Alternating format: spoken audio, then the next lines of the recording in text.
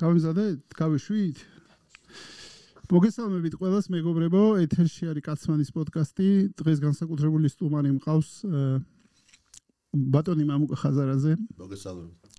მოგესალმებით და მინდა თავიდანვე დავიწყო, რომ მამუკა ალბათ ერთ-ერთი მიზეზია, რატომაც საერთოდ მოვედი ბიზნესში. შთაგონების კუთხით.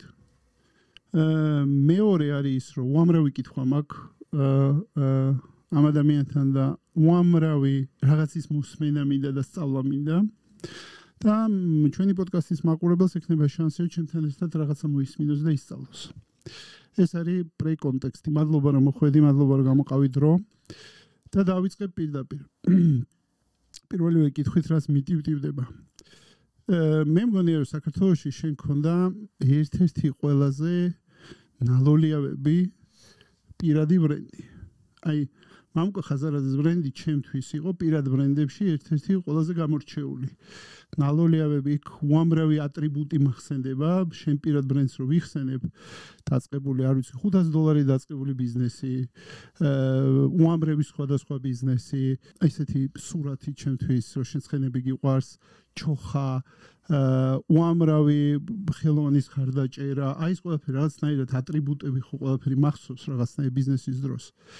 და ამ დროს დღეს ყოფნა იქ სადაც ხარ და ეს პირადი ბრენდი თითქოს ჩემთვის განიცდის უზარმაზარ ტრანსფორმაციას დღეს და შეიზილა მთელ იმ როგორ თქვა გარემოს, რომელიც დღეს არის და ეს გარემო არის საკმაოდ დაძაბული, ჭუჭყიანი, ბევრი ტყვილი და ესეთი სფეროა თვითონ პოლიტიკა, სადაც აი როგორ თქვა, ესეთი ნალოლიავები და პირადი და სუფთა ბრენდი და ეს სფერო იმდენად შეუთავსებელია ჩემთვის ერთმანეთისთვის, რომ აი წყალი და ზეთი რო არისო ერთმანეთში დაახლოებით ესე.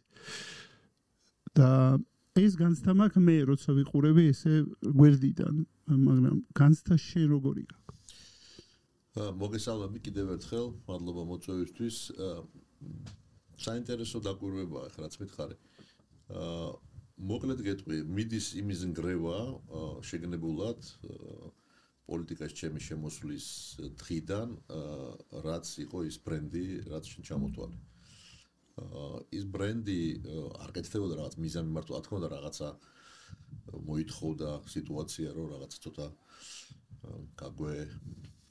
გაგემართათ ალბათ, ხო? რაღაცა გაგვეშალა.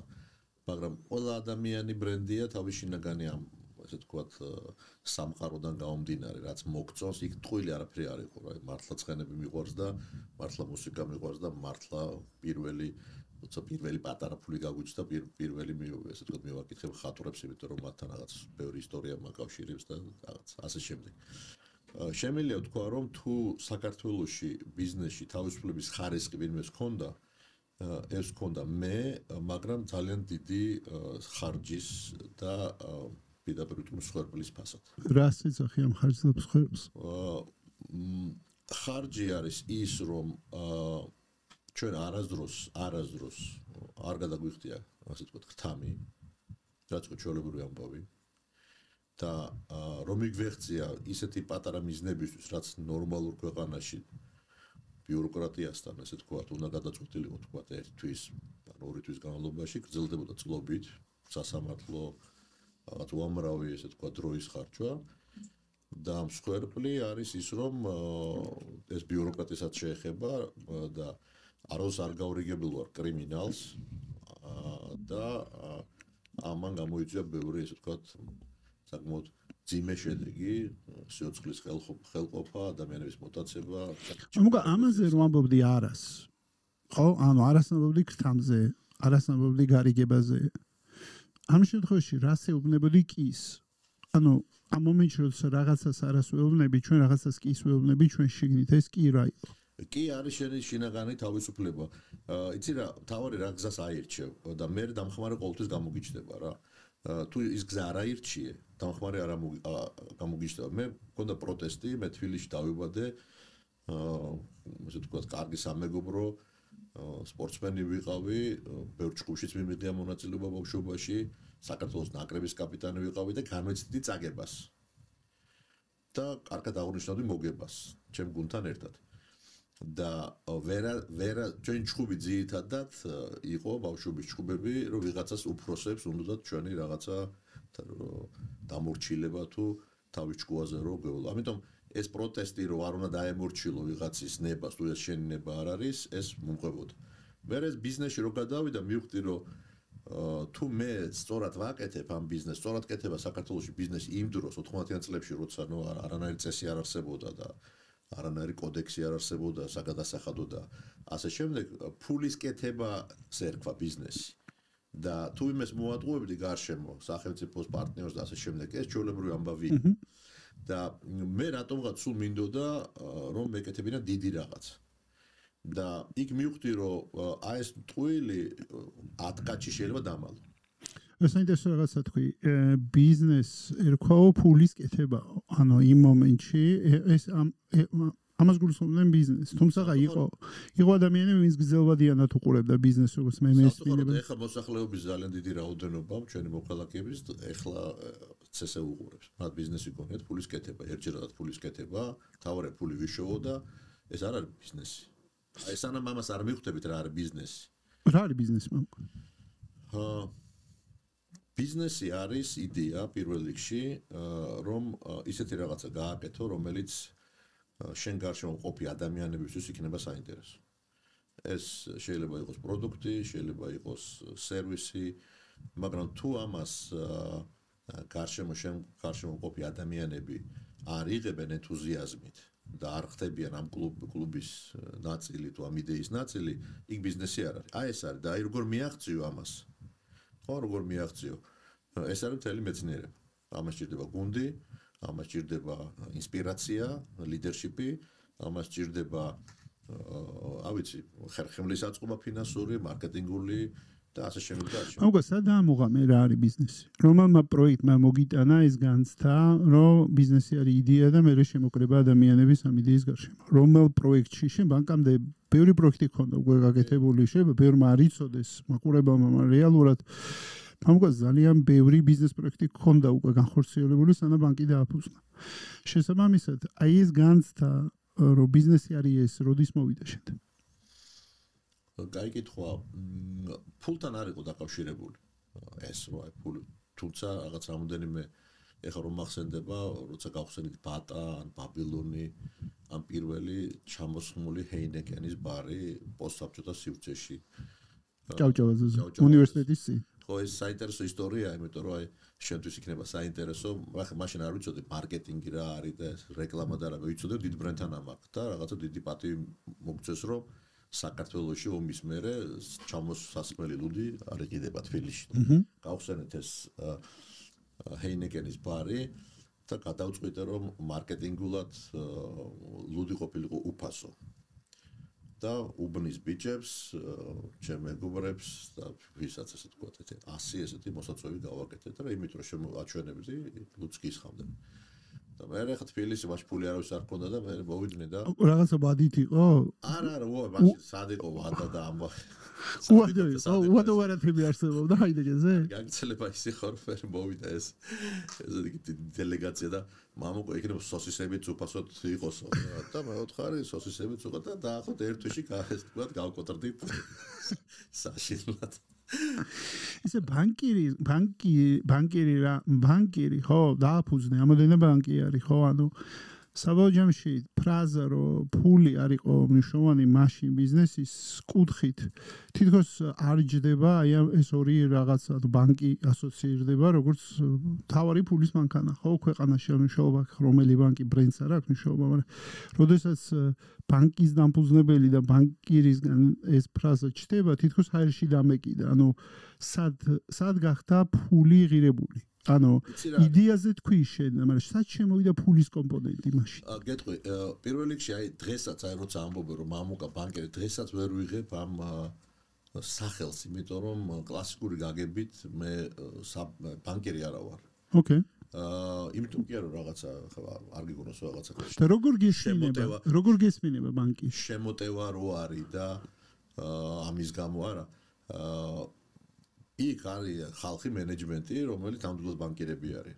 პროფესიად უყურებ? ხო და მე პროფესია ეს. მოსაწყენი პროფესია. როგორ მესახება ბანკი boring. ამიტომ ჩემი ხედვა ბანკის იყო რომ ეს არ ყოფილიყო boring.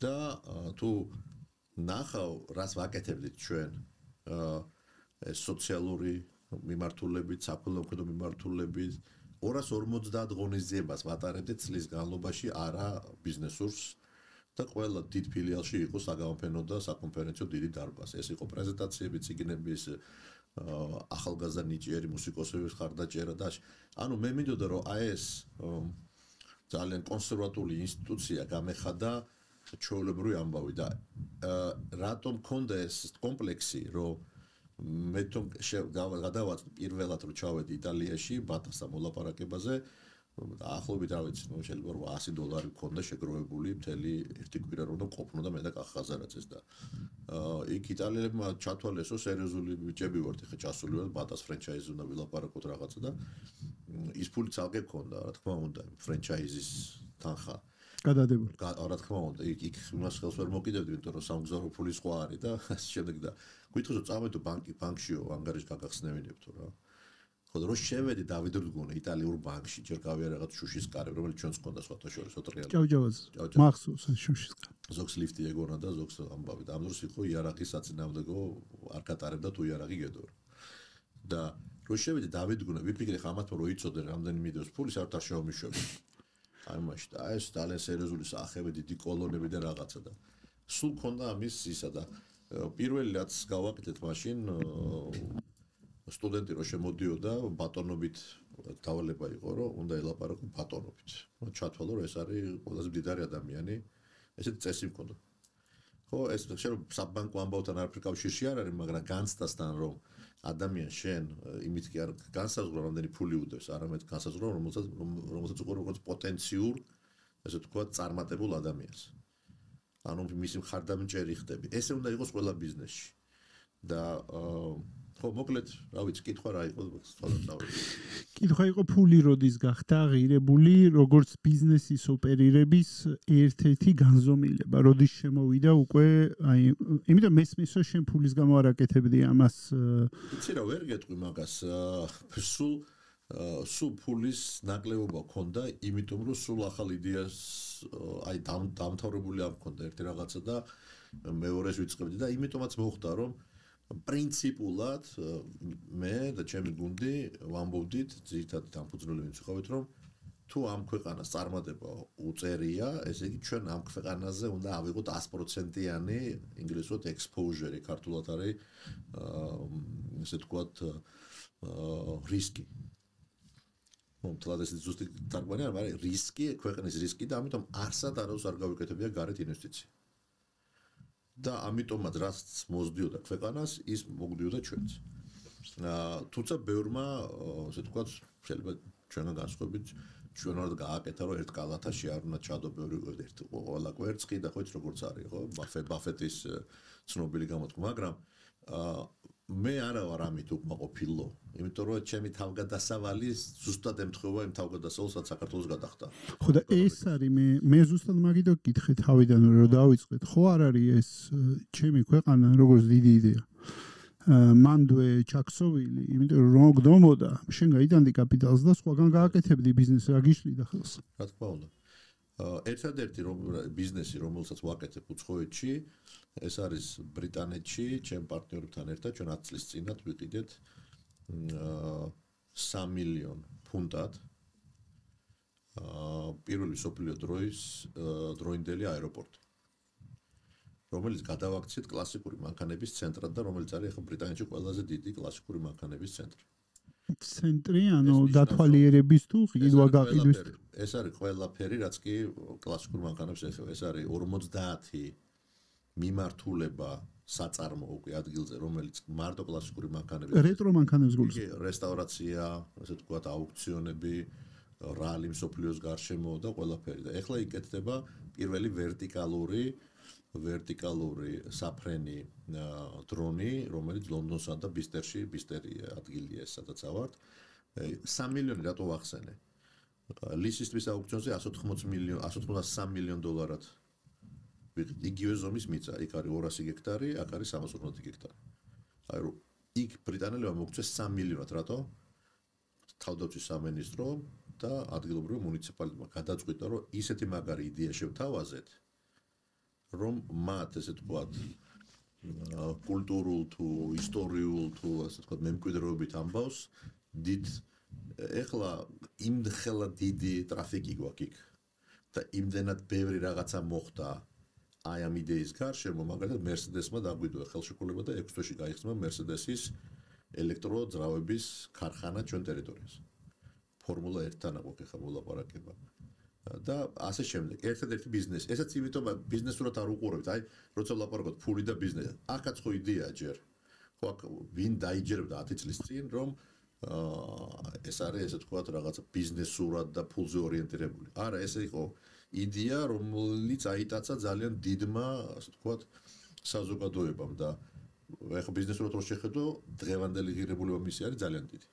ეხლა ციფრიც არ მინდა დავასახელო, იმიტომ რომ არავინ არ დაიჯერებს. თუ როგორი რიგია იმისათვის, რომ ჩვენ ეს ყველაფერი გავყიდოთ და ანუ თუ იდეა ფასეული ასე მესმინება, რომ თუ იდეა ფასეულია და თუ იდეამ თავისი ფასეულობა განამტკიცა, მაშინ ის აუცილებლად სადღაც გზაში გადაიქცევა ბიზნესად. აუცილებლად. ნახე,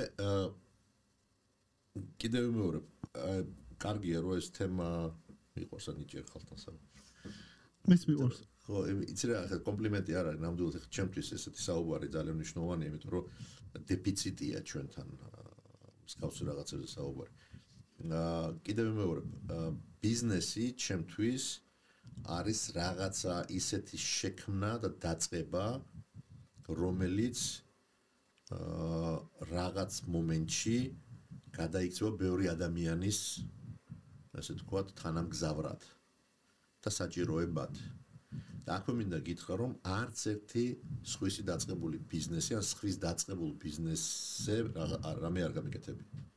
არაფერი. ერთადერთი შეიძლება იყოს ბორჯომი, რომელიც იყოს საბჭოთა პროდუქტი, რომელიც იყო განადგურებული და 5 მილიონი ბოთლიდან წელიწადში მთელი ეს ჰოლდინგი დაახლოებით 15-17 წელიწადში ავიყვანეთ 1.5 მილიარდ ბოთლამდე.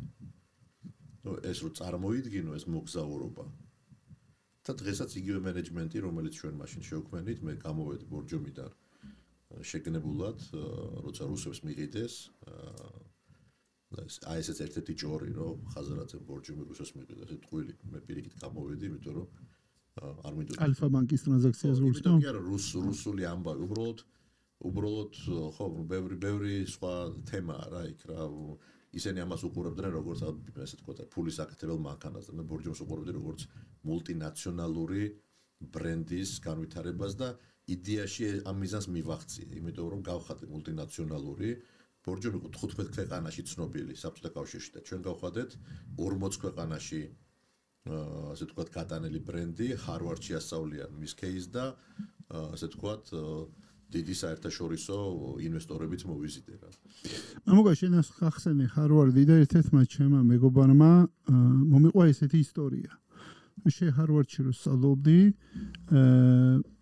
ითამაშე შახმატი ჭადრაკი რაღაც ცნობილ გროსმეისტერთან ვიღაცასთან ითამაშე და მაშინ თითქოს ესეთი რაღაცა გითქვია, როგორც ეს ისტორია მე გადმოცემით, ვიცი თავისთავად შენ არ მოგიყოლე, ამიტომ შენ გეკითხები, რომ მე რაო კაცო, მე რო დიდ გროსმეისტერს ვეთამაშებიო, თუ არ ვითამაშე დიდ გროსმეისტერთან, ვერასოდეს ვერ გავიგებ შახმატი როგორ ვითამაშო. აი ეს ისტორია რომ მოვისმინე, თითქოს ეგეთი განცდა გამიჩნდა, რომ ეს მიდგომა, რომელიც ამ ჭადრაკის დროს გამოიყენე ისე იყენებდი ბიზნესში. ჩემი დიოდი და თითქოს ამ დიდ მოთამაშეებს, ჰაინეკენი იყო თუ სხვა ბატა იყო, $800 მე გქონდა იმ მომენტში.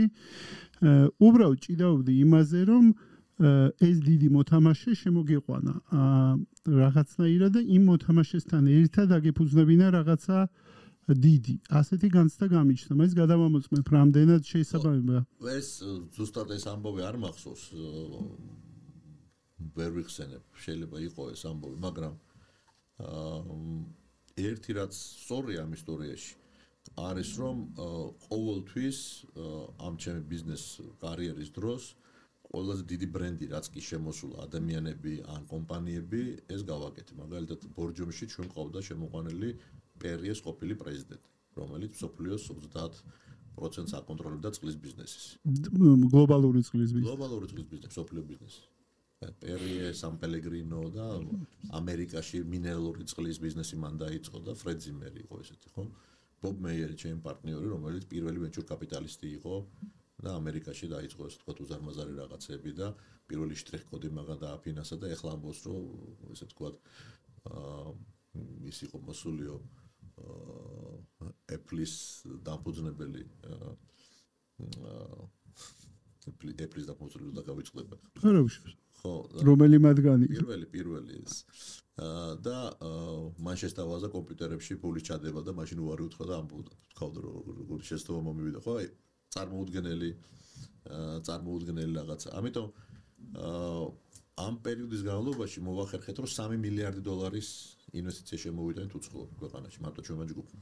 ეხლა გაცილებით მეტი იქნება, ამიტომ რომ მე ვამბობ, თო წამოვიდეთ რა და. რა ვიცი, ეს ყველაფერი საბოლოო ჯამში რა, ეს ყველაფერი არის ჩემთვის რაღაც თავგადასავალი. მე მეუბნები რატო წამოხვედი ბორჯომიდან, ხო, ახლა ენერგია და ის ჩადე, რატო მიატოვე ეს ბიზნესები.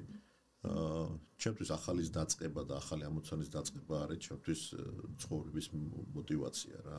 მე გითხარი რომ არც ერთი ბიზნესი არ ამიშენებია სხვის ბიზნესი. და აქვე მინდა თქვა რომ ამას იმიტომ ვამბობ რომ ეხლა რაღაცა შემოტევაა რომ თითქოს TBC ბანკმა დაიდოა. TBC ბანკსაც კი საბოლოო ჯამში ადამიანი არის, კომპანია არის ადამიანის სახე. რა წესაც დააკვირდება. თუ მე არ დავიწყე სხვისი ბიზნესზე და არც მიყიდია სხვისი ბიზნესები. იმიტომ კი არა უბრალოდ არც მიყიდი, არ მაინტერესებს. აი ახლა რომ მითხრათ აი გაჩუქებ რაღაცა დიდი ბიზნესი რომელიც არ ერთ ჩემს არ არის საინტერესო. რატო რა არის ჩემთვის ამოხსნილი ამოცანაა ჩემთვის. და ბანკში იმდენი რამე დარჩა, ჩარჩა ბოლო 30 წლის განმავლობაში. ზოგი კრიზისის დროს, ზოგი იმიტომ რომ ვერ მოემსახურებდა, აი სერიოზული აქტივები ესე ვთქვათ. ვერ ნახავთ ვერც ერთ მაგალითს, რომ TBC ბანკმა ამ აქტივებზე ბიზნესი გააკეთა. ან რომელიმე მასთან აფილირებულმა, ასე ვთქვათ, ადამიანმა მე ვიქნები ეს თუ მენეჯმენტი თუ ასე. ეს რაღაც არ არსებობს. ხო? და ბიზნესის გადასახედიდან ყველაფერი სამართლებრივია, ჩარჩა, რაც გინდა ის გააკეთეს, უძრავი ქონება იქნება თუ ისე რა ქვია, პორტი თუ, რა ვიცი, რაღაცა დიდი ქსელი. და სხვამ გააკეთა, ხო? სხვა ბანკებმა გააკეთეს და ნუ თან კანონმდებლობაც იმ დროს ომის მერე ამას ნებას ხდოდა. ამიტომ ჩემთვის ეს არ იყო საინტერესო, არ ვაღარც პიროვნულად და არც ინსტიტუციონალურად, იმიტომ რომ მე ვთვლი რომ სხვისი დაწყებული საქმე, ახლა კიდევ რომ შეიძლება ეწინააღმდეგება ეს ფილოსოფია ამერიკულ და ნამდვილ wild ბიზნესი რასაც ქვია და თავისუფალი ბიზნესი ხო, გაკოტრდა ვიღაცა, ყიდულობდა აგრძელებ რა. მაგრამ ეს ჩემთვის საქართველოში საინტერესო არ არის. იმდენი რამე ახალი გასაკეთებელი, რომ ვიღაცის თქვა ცემენტის ქარხანა, ან ვიღაცის არ ვიცი ქსელი, იმიტომ რომ მე შენ ამაზე განავითარო რაღაცა რა. ხო, საინტერესო არ ვიმაჩნია. იცი როგორ მესმინება შენი ბიზნესთან დამოკიდებულება მესმინება ეს არ ვიცი ქონია თუ არა ბავშვობაში შესულ ხარ თუ არა აი დიდ სათამაშოების მაღაზიაში და ბევრი რამე რო გინდა ეს განცდანაცნობია შეთვის ბავშვობიდან იუნიტექნიკი იყო ესეთი მაღაზია. ხო რა გაგახსენდა. გახსოვს ფილარმონია. კი როგორ არ მახსოვს. არა მე აღარ მომიწია ხო მე შედარებით ხო მაშინ ფილარმონიაში აღარ ეს იყო ჩემთვის აი მე ძეცკიმირები და რაღაცეები შემოჩა ჯერ კიდე. ხო და ეს იყო ჩემთვის კონსტრუქტორები იყიდებოდა და ხანდახან გერმანული ანუ GDR-ის რაღაც ჩემთვის ეს იყო როგორი ემოცია რომ ამერიკა მომჩე ვაკეში მუშაობდა საპროექტო ინსტიტუტში და როდის უნდა დამერეკა და ეს ტექსტი მომზადებული, ხა მაშინ შეზღუდული იყო თანხაც ოჯახშიც და ყველაფერი და ვეუბნებოდი რომ აი რომ თუ შეგიძლია რომ გამოიარო და ეს წამომიღო და რაღაც და იყიდებოდი რაღაც კონსტრუქტორები და ეს ხო ჩვენთვის დიდი ამბავი. რატო გითხე ეს განცდა, იცი?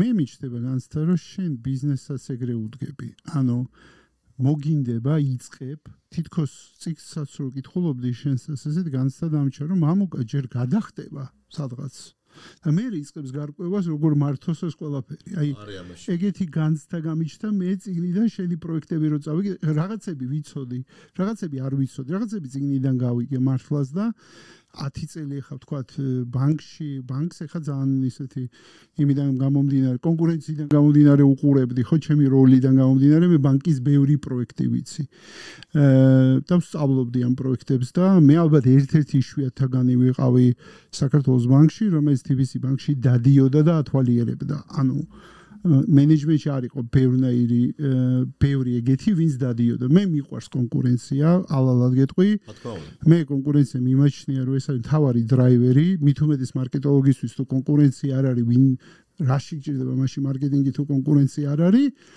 და მაქედან გამომდინარე დავდიოდი დაუბრუნდები ანუ თითქოს ეს განცდა აი ეს რომ გადახტება და მე ერკვევა როგორ უნდა აწიოს ეს ყველაფერი და როგორ გახადოს წარმატებული ესე იგი ეს განცდა არ ინტუიციასაც კარნახობს და არ მატყუებს ესე არის და ესე უდგებოდი ესეა იმიტომ რომ რაღაცა უნდა აგიტაცოს რა რაღაცა უნდა გაგასწროს სურვილმა და მიზნის მიღწევამ თუ ეს არა გაქვს ესე იგი არ ახარ მზად და თუ რაღაც გეკაჩება დილას რომ იცი რა აი უნდა მოასრო რა უნდა გადადგა ნაბიჯი და მე ამას ის მოყვება რისკიანია გასაგებია ენტერპრენერშიპი ამას ეფუძნება საბოლოო ჯამში ხო ვიღაცა ამერიკა რო აღმოაჩინა პირველად აი რას ეფუძნება შენთვის ენტერპრენერშიპი რაღაც ახალის აღმოჩენას და აი რაღაცა ძალიან დიდი სიმძიმის მოკიდებას და ყველა გეკაჩება რომ ეს არ გააკეთო და აქ თუ გადადგინა ბიჯი მარჯვნივ წახავ აფეთქდები მარცხნივ წახავ ის მოგივა წინ წახვა ეს გველეშაპი დაკვდება და შემდეგ და დახვდა ყოველთვის დახვდა ეს გველეშაპი ზოგი არ შეშინებია მაგას იცი რა არ შემშინებია იმიტომ რომ ერთხელ ცხოვრობ ადამიანი რა და თუ ეს მიზანი კიდევ ვიმეორებ არ არის მარტო შენთვის მაშინ შანსი გაქვს რომ გაიმარჯვო და თუ ეს მიზანი არის ბევრისთვის მაშინ ეს გაძლევს ჯერ უხილავ ძალას, იმიტომ რომ ამბობ რომ ეს ხო მარტო ჩემთვის არ გეცდება. ხო? იმიტომ რომ მარტო შენთვის რაღაცის კეთება არის უბრალოდ განწირული რა. როგორ შეიძლება მარტო რაღაცა გააკეთო, სადილე რო გააკეთო, მარტო ჭამო ხო? ხო კარგი რესტორანი რომელია, რომელიც სიყვარულს გაჩვენებს და უნდა რომ რაღაცა გასიამოვნოს და კერძის ვიზუალურად უნდა ხო? იმიტომ არაფერი მაგრამ დააპატარო ეს ყველაფერი რა. ისაც ხო რაღაც მე მის დახვეწა, ესაც ხო რაღაც მიზნის მიღწევა, ხო ინგრედიენტები, მე მიდიხარ, ესე რა ქვია, მოდი ბიოს ვწდი, მე რაღაცა ფერმაში წავა. ესეა ბიზნესი. ხო, რა მაძლევდა мотиваციას ეს სულ ახალის ძიება და წინწად ხო ახალს რო იპოვიდი. ეგ ერთი რაღაცა გამახსენდა. გაბრაზება. ვიზე ბრაზობდი?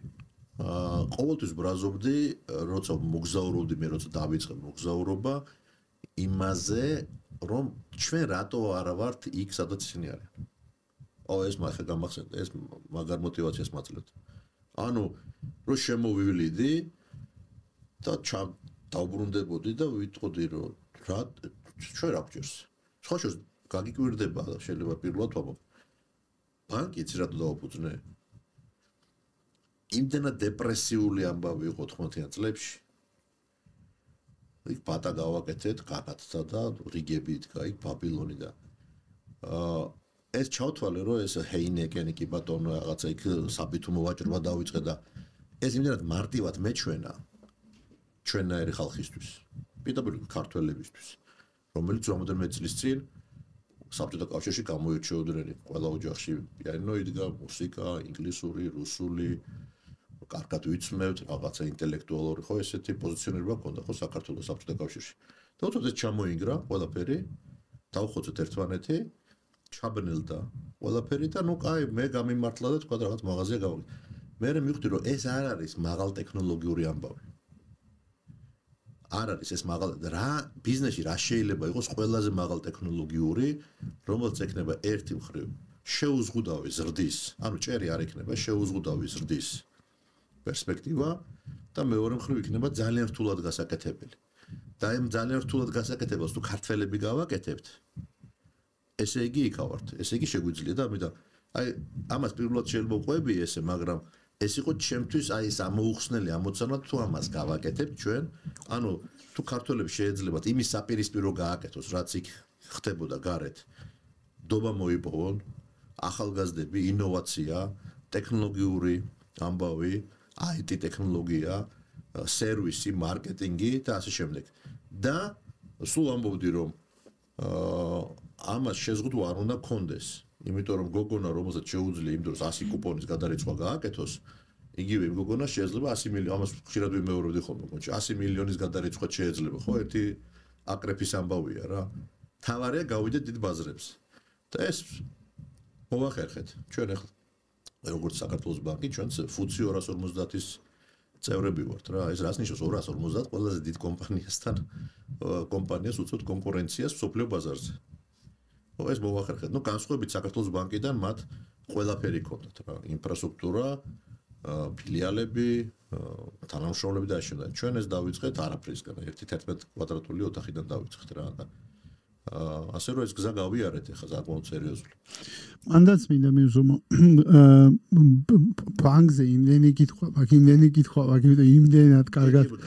ხო, აი რაღაცნაირად მან სანამ ბანკამდე მივალთ, მაინც მინდა კითხო რომ როგორ ახერხებდი, ანუ სად შეიქმნა, მოდი როცა გაქვს ბევრი კარგი იდეა, როგორ ხვდები შენ იდეები შენ შთაგონების კაცი ხარ. ანუ რაღაცა შთაგონებას მე ვერ ისვენებ, ასეთი განცდამა. და მე შთაგონებული გადახტები და მე იწყებ რესურსების ზიებას, რომ ეს ყველაფერი განხორციელდეს. მაგრამ გონია რომ შენ ჯერ შიგნით ხტები, შენ შიგნით ხებულობ მაგ გადაწყვეტილებას, რომ ამ ამატარებას მე გავყვები. სულ არაფერი რესურსი არ იყოს, მაინც დავდებ სონს და მე ვიპოვი. I will find out, როგორც ამერიკელები ამბობენ, ხო? ანუ ვიპოვი გზას. მაგრამ მაგ შენთან კითხვა, ყველა იდეის განხორციელებას, აი მან შემოდის შემთთვის ერთი ძალიან საინტერესო კონფლიქტი რაღაცა კუთხით, იმიტომ რომ ძალიან ბევრი ენტერპრენიორი ლაპარაკობს ფოკუსზე. ეს არის ყოველი მეორე ალბათ პანელს რომ უსმინო, ძალიან ცოტას გამოსდის ფოკუსის გარეშე წარმატების მიღწევა. და ძალიან ბევრი ენტერპრენიორი სადღაც რომ ჭიქის გამოშვებაში რომ გამომართლებს, მე დაფიქრდება რომ მოდი ყავასაც გამოუშვებ. ძალიან ბუნებრივიც არის, სადღაც წარმატების გემოს რო გაიგებ, მე მგონია და გჯერა რომ ყველაფერი გამოგივა. რაღაცა კუთხით ასე მგონია რომ ენტერპრენიორებს ეგ მოზდის. მით უმეტეს ჩემი პრაქტიკიდან მე უამრავ ენტერპრენიორთან ასევე მიწევს ურთიერთობა და ხშირად ხედავ ამ ფენომენს. მაგრამ ძალიან ცოტას ხედავ, ვინც ფოკუსს მიღმა, მოდის უბრალოდ მულტიფოკუსში ახერხებს წარმატების შექმნას. სადაც შემოდის ორი მთავარი რესურსი ჩემთვის: ფული, რომ ეს ყველაფერი გააკეთო, აწიო კაპიტალი და კითხვაც მაქვს შენთან, სანამ ბანკის ფული გაჩნდა და პლუს შენი საკუთარი ბიზნესების ინტერესთა კონფლიქტი გაქვს შენ ბანკთან, სავარაუდოდ ქონდა ბევრჯერ და მოგიწია სხვაგან კაპიტალის აწევა და მეორე ბუნებრივი კითხვა ჩემთვის არის ადამიანური კაპიტალი. ანუ სად პოულობდი და ზრდიდი ადამიანურ კაპიტალს, რომ ამდენი თვითმფრინავი აგეწია ჰაერში. ძალიან კაი კითხვაა. პირველი აბსოლუტურად სწორად აღნიშნე, რომ არასდროს არ გამომიყენებია TBC ბანკის თანხა ჩემ ბიზნესში. აკრძალული მქონდა ეს ამბავი. და ვიღაცებს არ ესმით, რა გქონს ხა. ვიღაცებს აი ეს პოლიტიკურ ამბავში ცოტა პატარა გადახვევას გავაკეთებ. პოლიტიკურ ამბავში ჩემი პოზიციონერებაც ესე, ასე ვთქვათ, აი მოწინააღმდეგეებმა, რომ TBC ხო მამუკასია. ანუ წარმოდგენა არ აქვს როგორ მუშაობს ეს ყველაფერი, როგორ ადვილი მოსაკერი კლიშე არის მამუკა. ხო, ანაკლია ხო მამუკასია რა.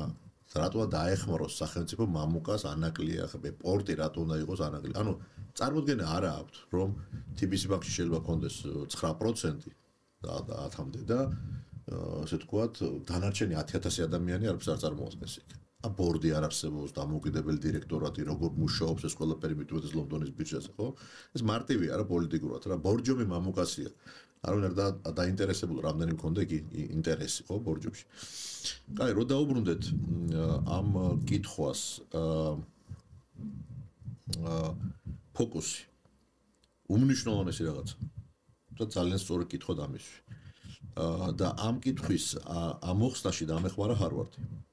Harvard-ში ესე გადავხვდი და როდის დახვედი Harvard-ში? 98-ში და აი ზუსტად კარგად მახასიათებ, კარგად დაინახე ჩემს. გადავხვდები და მე რო ხვდები რომ გაუგებრობაში ვარ და Harvard-ში წავედი, მივხვდი რომ იმდენ ინგლისური არ ვიცი რომ ასე ვთქვათ, ყველაფერი გავიგო და აი ჩემი ქართული ჯერ წამოსვლა მინდოდა ერთი კვირის მერე. თან იმის მერე როცა ხვედი ხუთმა ამერიკელმა დატოვა რომ არა, ვერ გაუძლებთო და წავედიო და აი იმათ რომ დატოვეს, მერე ჩამერთო საპირისპირო რომ როგორ ქართველი ვარ და სახში დავბრუნდე და თან იმ მომენტში გინდა რომ რუქაზე საქართველოს გამოჩნდეს როგორც გამკეთებელი ასევე თან გონია რომ ძალიან მაგარი ვარ ბატას მაღაზია მაგ და ესე რომ ბაბილონი და სუპერ ბაბილონი პირველი სუპერმარკეტი ეხლა რომ 1000-ობით არის ხო პირველი სუპერმარკეტი გავაკეთეთ ჩვენ მახსოვს 4000 პროდუქტი ჩამოვიტანეთ სხვა დასახელების სუპერ ბაბილონი ვერის ბაზარზე ხო და მეც მინდოდა დატოვება იმიტომ რომ ძალიან გამიჭირდა რომ ფიზიკურად დილის 6 საათზე ადგომა პრობლემა არ არის შეიძლება მაგრამ აი ამდენი ინფორმაციის მიღება მივხვდი რომ ინტელექტუალური შრომა არის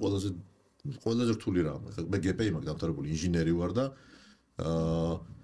რაღაცებს ხედავ სიტყვაზე აი თქვა მაშინ გვასწავლიდნენ ხაზულობით გეომეტრიას და იზომეტრიას და ნუ რაღაცები შემიძლია რაღაცების იქე დავინახო რა შეიძლება აი როგორც მანქანას დაინახო რომ გაჭრა ეს რით ისგან შედგება და ბევრ ამის დამეხმარა ეს ფოტოშოპის ეს ცოდნა მაგრამ იქ მივხვდი რომ იქ მარტო შენი ქართული და ხა თქვა ესეთი ინგლისური და ნუ აი მაგრა ვიწვარე რა პირველ წელს მაგრამ პირველივე წელსვე რო გადახედეს კლასს და ხა თქოს ოფილის საბჭოთა კავშირიდან ვარ დანარჩენი არის მესამე თაობა ბიზნესის მეოთხე თაობა და ყველა ამბობდა რომ აქ იცი რატო არ ჩამოსული кейსი უნდა დავაწერინო რა და მეთქი кейსი რატო უნდა დააწერინო თუ кейსო დაწერინო Harvard-ში ჩემზე ჩალიჩოფო იმას უნდა შევხვდეო პროფესორსო იქ იმასო кейს თუ დააწერინო ჩემ კომპანიაზეო ჩემი ღირებულება გაიზრდება ძალიან სერიოზულად რა სულ სხვა იმაზე გავალდა ნუ მე საერთოდ არ ვიყავი ამ განზომილებაში ოღონდ გამეძლო ესე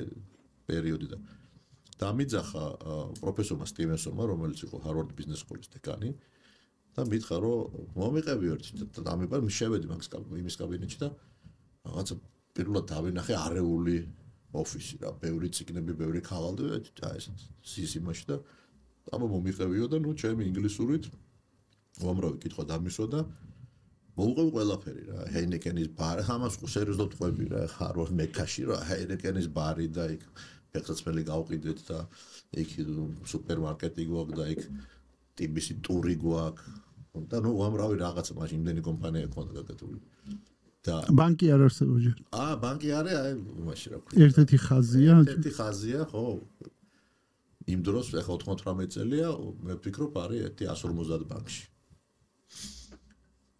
ერთ-ერთი ძალიან პატარა და მითხრა როგორ რასაპირებ ბორჯომიც რაღაცა დაწყებული გვაქვს მაგრამ ჯერ არაფერი ესე თქვა რაღაცა ფულ ფანდრაიზინგის პროცესში ვარ რასაპირებ იცი სხვა შორ მინდა გითხრაო რომ შენერ ქვეყანაშიო აი ამ არასტაბილურ ქვეყანაშიო ძალიან სწორი სტრატეგია აირჩიო ხა ეს მომეცომა ხა იმანო ჩავთვალე რომ ამას შეგნებულად კომპლიმენტად მიიღე იმიტომ რომ ძალიან ბევრ ბიზნესში გააკეთეო დივერსიფიკაციაო და ესო სწორიო მაგრამ ეხა დადგა დრო რომ გააკეთო ფოკუსიო პირველი სიტყვა ბიზნესში ფოკუსი და ამისათვის მე ვგირჩევ რომ აირჩიო ის რომელიც შენთან ყველაზე ახლოს არის რომელსაც დიდი პერსპექტივა აქვს ორი მაქსიმუმ სამი კომპანიო და იმაზე გააკეთო კონცენტრაცია ამ პირველი ტერმინი ესე შემოვიდა შენ ცხოვრებაში Harvard-ში კი და რო დავბრუნდი დაუძახე ჩემ პარტნიორებს ეხლა იმ დროს გვაქვს რამოდენიმე ათეული კომპანია გაკეთებული აი მაგალითად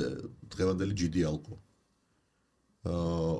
ეს იყო კომპანია ერქვა Alliance Caucasia რომელსაც ჰქონდა ექსკლუზივი ამიერკავკასიაზე თუ რამე ბრენდი არსებობს სპირტიანი ბრენდი და ლუდები Heineken Guinness-ი არაყი აბსოლუტი ფინლანდია Remy Martin Hennessy ყველა ეს ჯგუფი იყო ექსკლუზიურად ჩვენ ხელში სომხეთი აზერბაიჯანი საქართველო და ესეთი ბევრი ბიზნესი ქონდა რა უკვე აწყობილი და დაახლოებით ვულევუს ქსელი მაგალითად ხო ეს პარფიუმერიის ქსელი დაახლოებით 20 წუთში შევკრიბ პარტნიორები 5 პარტნიორები ყავით 20 წუთში გადავანაწილეთ ბიზნესები არანაირი valuation-ი და აუდიტი და ის რა ესე ვთქვით რა იცი რა მე აქ დავრჩები შენ იქ დარჩი შენ წაიღე ესა ინტუიციურად გადაწყვიტე ეგ? ინტუიციურად გადავწყვიტე ყოველგვარი შეფასების გარეშე, ვის რა მოუწია, არც გვიკამათია რა.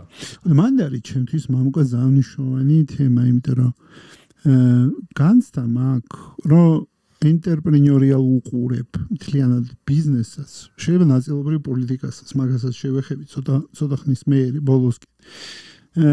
განცდა მაქვს, რომ როცა ამბობ, რომ ბიზნეს არც valuation-ი არ გაგვიკეთებ, ცოტა ის არის, ხო იცი, ხო, აი მაშინ, ხო, უბრალოდ ცოდნაც არისო ამისი, ხო? ანუ რომ ეს უნდა გაკეთებული. ანუ რეალურად გამბედავი ახალგაზრდა, რომელმაც ბიზნესი დაიწყო, აკეთებს რაღაცა ბიზნესები არის იმ მომენტში, არის წარმატებული, ჰარვარდიდან ჩამოვიდა, იბარებს და აქ ფჩები, აქ არ ფჩებიო, აი ხო, რაღაც ხო იცი, ვერ ვიჯერებ, რომ ეგეთი რაღაცა იყო, მაგრამ იყო. არა, ხო, გეუბნები ეს არის მთელი ამის ხიბლი, ყოველ შემთხვევაში ჩემთვის. ბევრი ხო ვიღაცისთვის იგიჟე, მაგრამ ბევრი რამ აქვს ესეთი გაკეთებული. იმიტომ რომ თუ რაღაც არ ჩამოიშორე, წინ ვერ გადახვალ რა. და არჩევანის ამბავია. არჩევანის ამბავია, როცა ბორჯომმა დაიწყო 12 წლის მერე ბრეიქ-ივენი ბორჯომს დაჭიდა 12 წელი, ამას ხო ვერ დაიჯერებს. 12 წელი 100 ფული. 12 წელი სულ ახალი ფულის მოსდევაში ვიყავით, რომ ბორჯომი გადაგვერჩინა. და რატო? იმიტომ კი არა, რომ ბორჯომი ასე თქვა ცალკე აღებული ან ცუდი პროდუქტი ვან არ იყიდებოდა. მთელი საბჭოთა კავშირი ბორჯომი იყო სავს. ბორჯომი სამეულში შედიოდა, მე მგონი საბჭოთა ბრენდების, ეგრე მახსოვს შეფასებაში. ჩვენ ჩავატარეთ ხუთეულში. ჩვენ ჩავატარეთ დიდი გამოკვლევა და ბორჯომი და ხვანჭკარა. ხვანჭკარაც. ბორჯომი, ხვანჭკარა, ვოლგა, აეროპორტი და აეროფლოტი და მასკვიჩი. ეს არის ხუთი ტოპ ბრენდი საბჭოთა კავშირის. ხვანჭკარაც შედიოდა ხუთეულში. ხვანჭკარაც შედიოდა. ხო წარმოგიდგენი, ესე იგი, ყველგან ბორჯომი იყიდებოდა რა. ეს წარმოადგენს სამჯერ უფრო იაფად. მოსკოვში იყო ყოველ მოსახლეობაში ესე თქვა ეგრეთ წოდებული ცეხი, რომელიც ასხამდა ბორჯომს. ხო, ამიტომ რა ვიცი ხა სწორია ეს ამე ჩარჩოში ეტევა, ემოციურია ეს გადაწყვეტილება თუ რაღაცა, მე ესე მესმის რომ თუ გინდა წინ იარო, რაღაცავა დატოვო. ეხლა თან ყველაფრის ესე თქვა ბიზნესში იყო, თან კიდე ახალი შეიძლება ვიღაცა არის ეგეთი გენიოსი რა, მაგრამ მე ყოველ შემთხვევაში მირჩევნი რომ ფოკუსირებული თვალსაზრისით ის საქმე ვაკეთო, რომელიც ამოსახსნელია. და ის რომელიც ამოუხსენი და რომელიც შეიძლება დიდ შედეგს იძლევა, ხო? აი ბორჯომი და ჩვენ პატარა თანხით გამოვედით, პირდაპირ მინდა გითხრა რა. აი წარმოუდგენ საცილო თანხით გამოვედით. მაგრამ იმ წუთშივე უკვე გადამხტარი ვიყავი. გამოვედი როცა ბიზნესიდან გამოხვედი. ბორჯომის ბიზნესიდან გამოვედი. ხო, აი ხო, როცა გავყიდეთ, იმიტომ რომ დავინახეთ რომ ესე თქვა აღარ გვინდოდა იქ ყოფნა. 17 წელი იყავით, ხო? 2013 წლიდან 2012 წელს გამოვედით. დაახლოებით ეს. ესეთი კითხვა მაქვს შენთან. ანუ როგორც ხვდები, იდეა თუ ფასობს შენთვის, შენ ამ იდეას მიყვები ბოლომდე.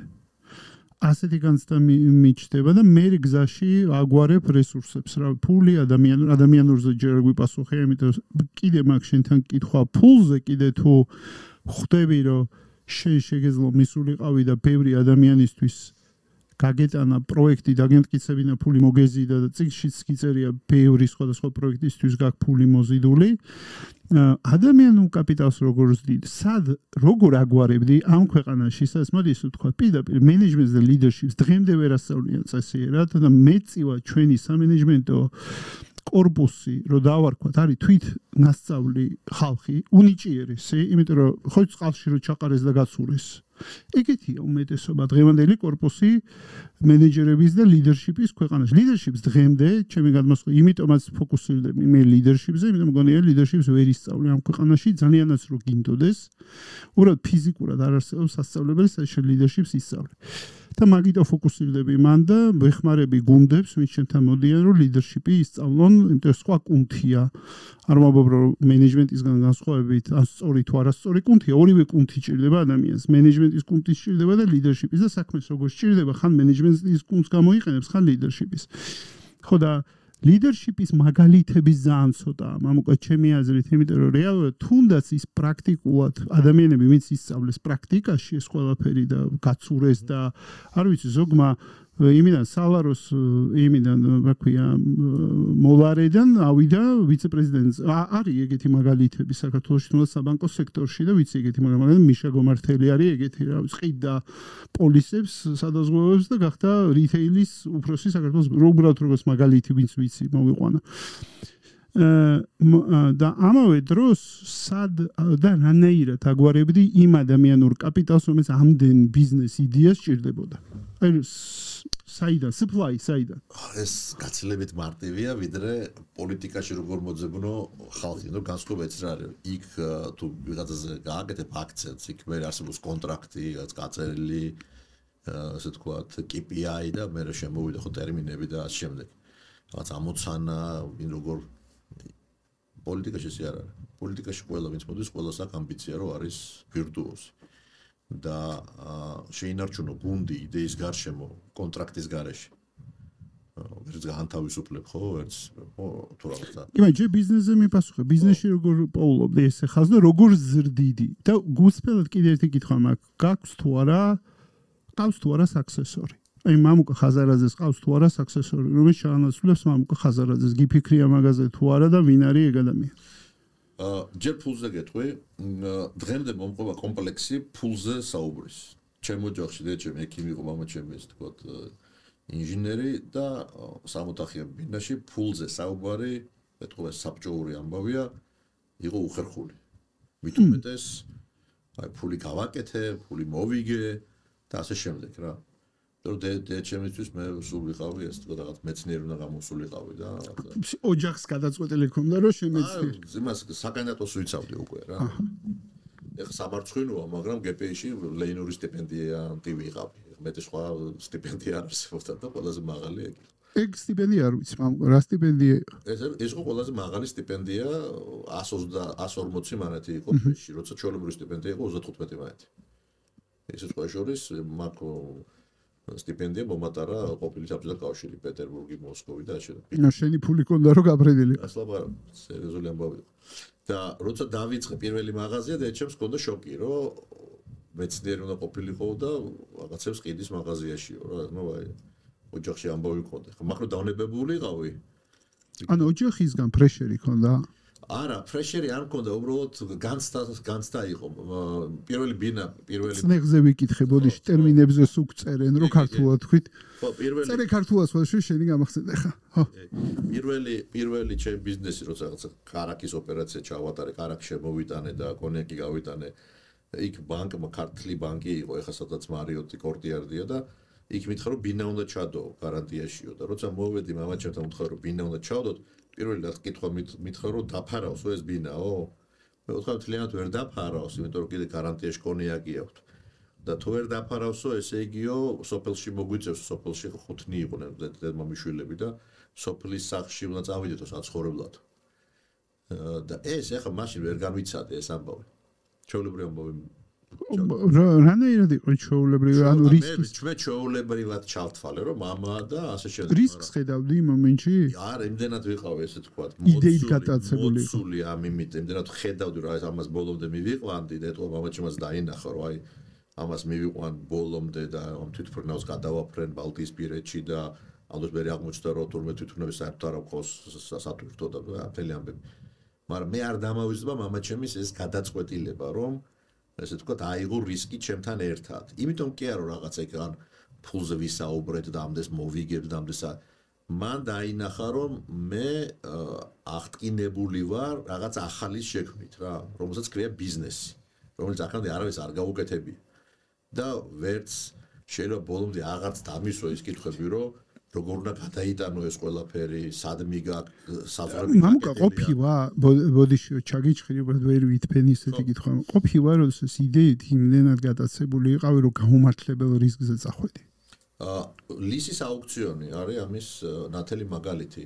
180 მილიონ დოლარზე ავწიე, ხელი 200 მილიონი ქონდა ანგარიში მოზიდული.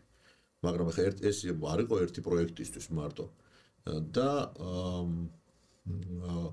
იქ სულთა ემოციური გადაწყვეტა მივიღე, იმიტომ რომ ჩემ წინ ისხდნენ ადამიანები ისრაელიდან ჩამოყვანილი და მეორე დღეს აღმოაჩინეთ რომ ის რომელიც ბოლომდე გამომყვა ამ აუქციონში იყო სოფლიო დონის შარლატანი და აკრძალული ქონდა სპეციფიურად აუქციონებში მონაწილეობის მიღება, ანუ ამის სპეციალიზაცია იყო თურმე. მიუხედავად ამისა, ჩვენ პირველი 45 მილიონი დოლარი გადავიხადეთ და უნდა გადაგვეხადა მომდევნო წლებში დანარჩენი, ესე თქვა, თანხები და მოხდა ომი 2008 წელს. ამ გადასახედიდან ეხლა ეს იყო ძალიან მაგარი რა, ფასის თვალსაზრისით. იმიტომ რომ ბოლო წლების განმავლობაში ისე გაიზარდა, ასე ვთქვათ, ქალაქის ბოლო იყო. ლის დავარქვათ, რომ ტრანსფორმაცია ლისის იყო რეალურად, ხო, ამ პროექტის. არ ვიცი ახლა მე რამდენად ახლა ჩვენ მარკეტინგი ქონდა, მაგრამ რამდენად იცის ჩვენმა მოსახლეობამ, რომ მიუხედავად, ხო, რომ Google-ში რო გადა time lapse-ი რო გადაახვიო უკან, მივხვდები რომ ისინი ტურები დარბიან რა, ეგ საერთოდ არაფერი არ არის, არც გზა, არც არაფერი, როცა ჩვენ ეს ავიღეთ და ქალაქის ბოლო. ქალაქის ბოლო არა, მაშინ ხო ყველაფერი ცენტრი ვაკე და საბურთალო იყო, თუ დეველოპერებისთვის ყველაზე თავარი. და არ ვიცი იცის თუ არა ჩვენმა თქვენ მოყურებელმა რომ მიუხედავად რომ ჩვენ შეგვეძლო იმ დროს და ესე ვთქვათ გენგების მიხედვით 50%-ზე აგვეშენებინა, ესე ვთქვათ footprint-ზე მოცემები. ანუ აგეთვისებინათ 50%. ხო, ეს იყო ჩვეულებრივი ამბავი და თუ ფულს გადავიხდით, კიდე დამატებით კოეფიციენტს ავიღებდით, მაშინ დაშვებული იყო კვადრატული მეტრობის. ჩვენ თქვით რომ მოდი განსხვავებული რამ გავაკეთოთ, მიუხედავად რომ ამ ხელა ფული გადავიხადეთ მიწაში და 80% დაუტოვოთ ქალაქს და რეკრეაციას. დავაშენოთ მარტო 20%-ს. იმდენმა დამცინა, იმდენმა ბიზნესმენმა, რომელიც მაღალ სართულიანებს ეხლაც ეკაჩებიან და ასე ვთქვათ, კოლაფსი მოხდება მალე ალბათ ბათუმში ხო მოხდა კოლაფსი. ბაკურიანი ხო დაუაბეტონეთ.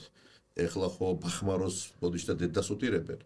თბილისი ხო თბილისი არ ამათ გონეთ მაღალი სართულიანი სახლი, დაბალ სართულიან განაშენიანებაში ფულის მომტანა. ეს ნიშნავს, რომ ანგრევს იმ დაბალ სართულიანის ღირებულებას. აქაც დიდი პრობლემას ქმნის და ასე შემდეგ რა. და ჩვენ ბოლოს დავითვალეთ, გამოგვიდგა რომ 17%-ზე გვაქვს, ანუ ეხლა ზუსტად ხო ათვისება იყო 17%. დანარჩენი 20%-ამდე, ხო? 10,000-ობით ხე გვაქვს დარგული იტალიიდან ჩამოტანილი, სანამ აქ ამუშავდებოდა ეს გამწვანების, ასე ვთქვათ, მე წამოჭრა. ამუკა რა მოაქვს შენთვის განცდის დონ? აი ამას რო ყვები შიგნით რა ხდება, ანუ აი რა არის ახტაცება, მაყოფილება, რა არის? ხალხი რო არის? ცხოვრობს იქ ამბობ, როგორ შევარო, ეს რაღაც სხვანაირ ამბავია. გადახედავენ იქიდან მთელი თბილისი ჩანს და აქ ბავშვი დარბეს, აქ ხეებია, ტყე არის და ყველაზე მთავარი ამბავი ქონდა რომ ფანჯარა რომელსაც ყიდულობ ეს ხედი დაგრჩება მუდმივად. წინ ვერაფერს ვერ აგიშენებს და გარანტია როგორ შევქმნით ამის.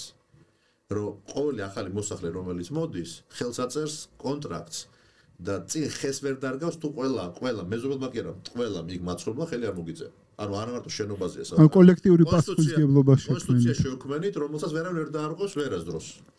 ამიტომ როცა აი ჩემთვის ეს იყო მნიშვნელოვანი, მე მახსოვს ჩემი ინსპირაცია ბავშვობაში იყო ჩემი ფანჯრიდან, ასე ვთქვათ, როცა ვიყურებოდი მეხუთე სართულზე ცხოვრობდით და აქეთ ჩანდა, ასე ვთქვათ, თაწმინდა, მეორე ფანჯრიდან ჩანდა კუკია, სვაენცუბანი, იქეთ ვაკე და აი ეს სივრცე იყო ჩემთვის რაღაცის ამბავი რა, ამიტომ სივრცეში ყურება ჩემთვის არის მნიშვნელოვანი რა.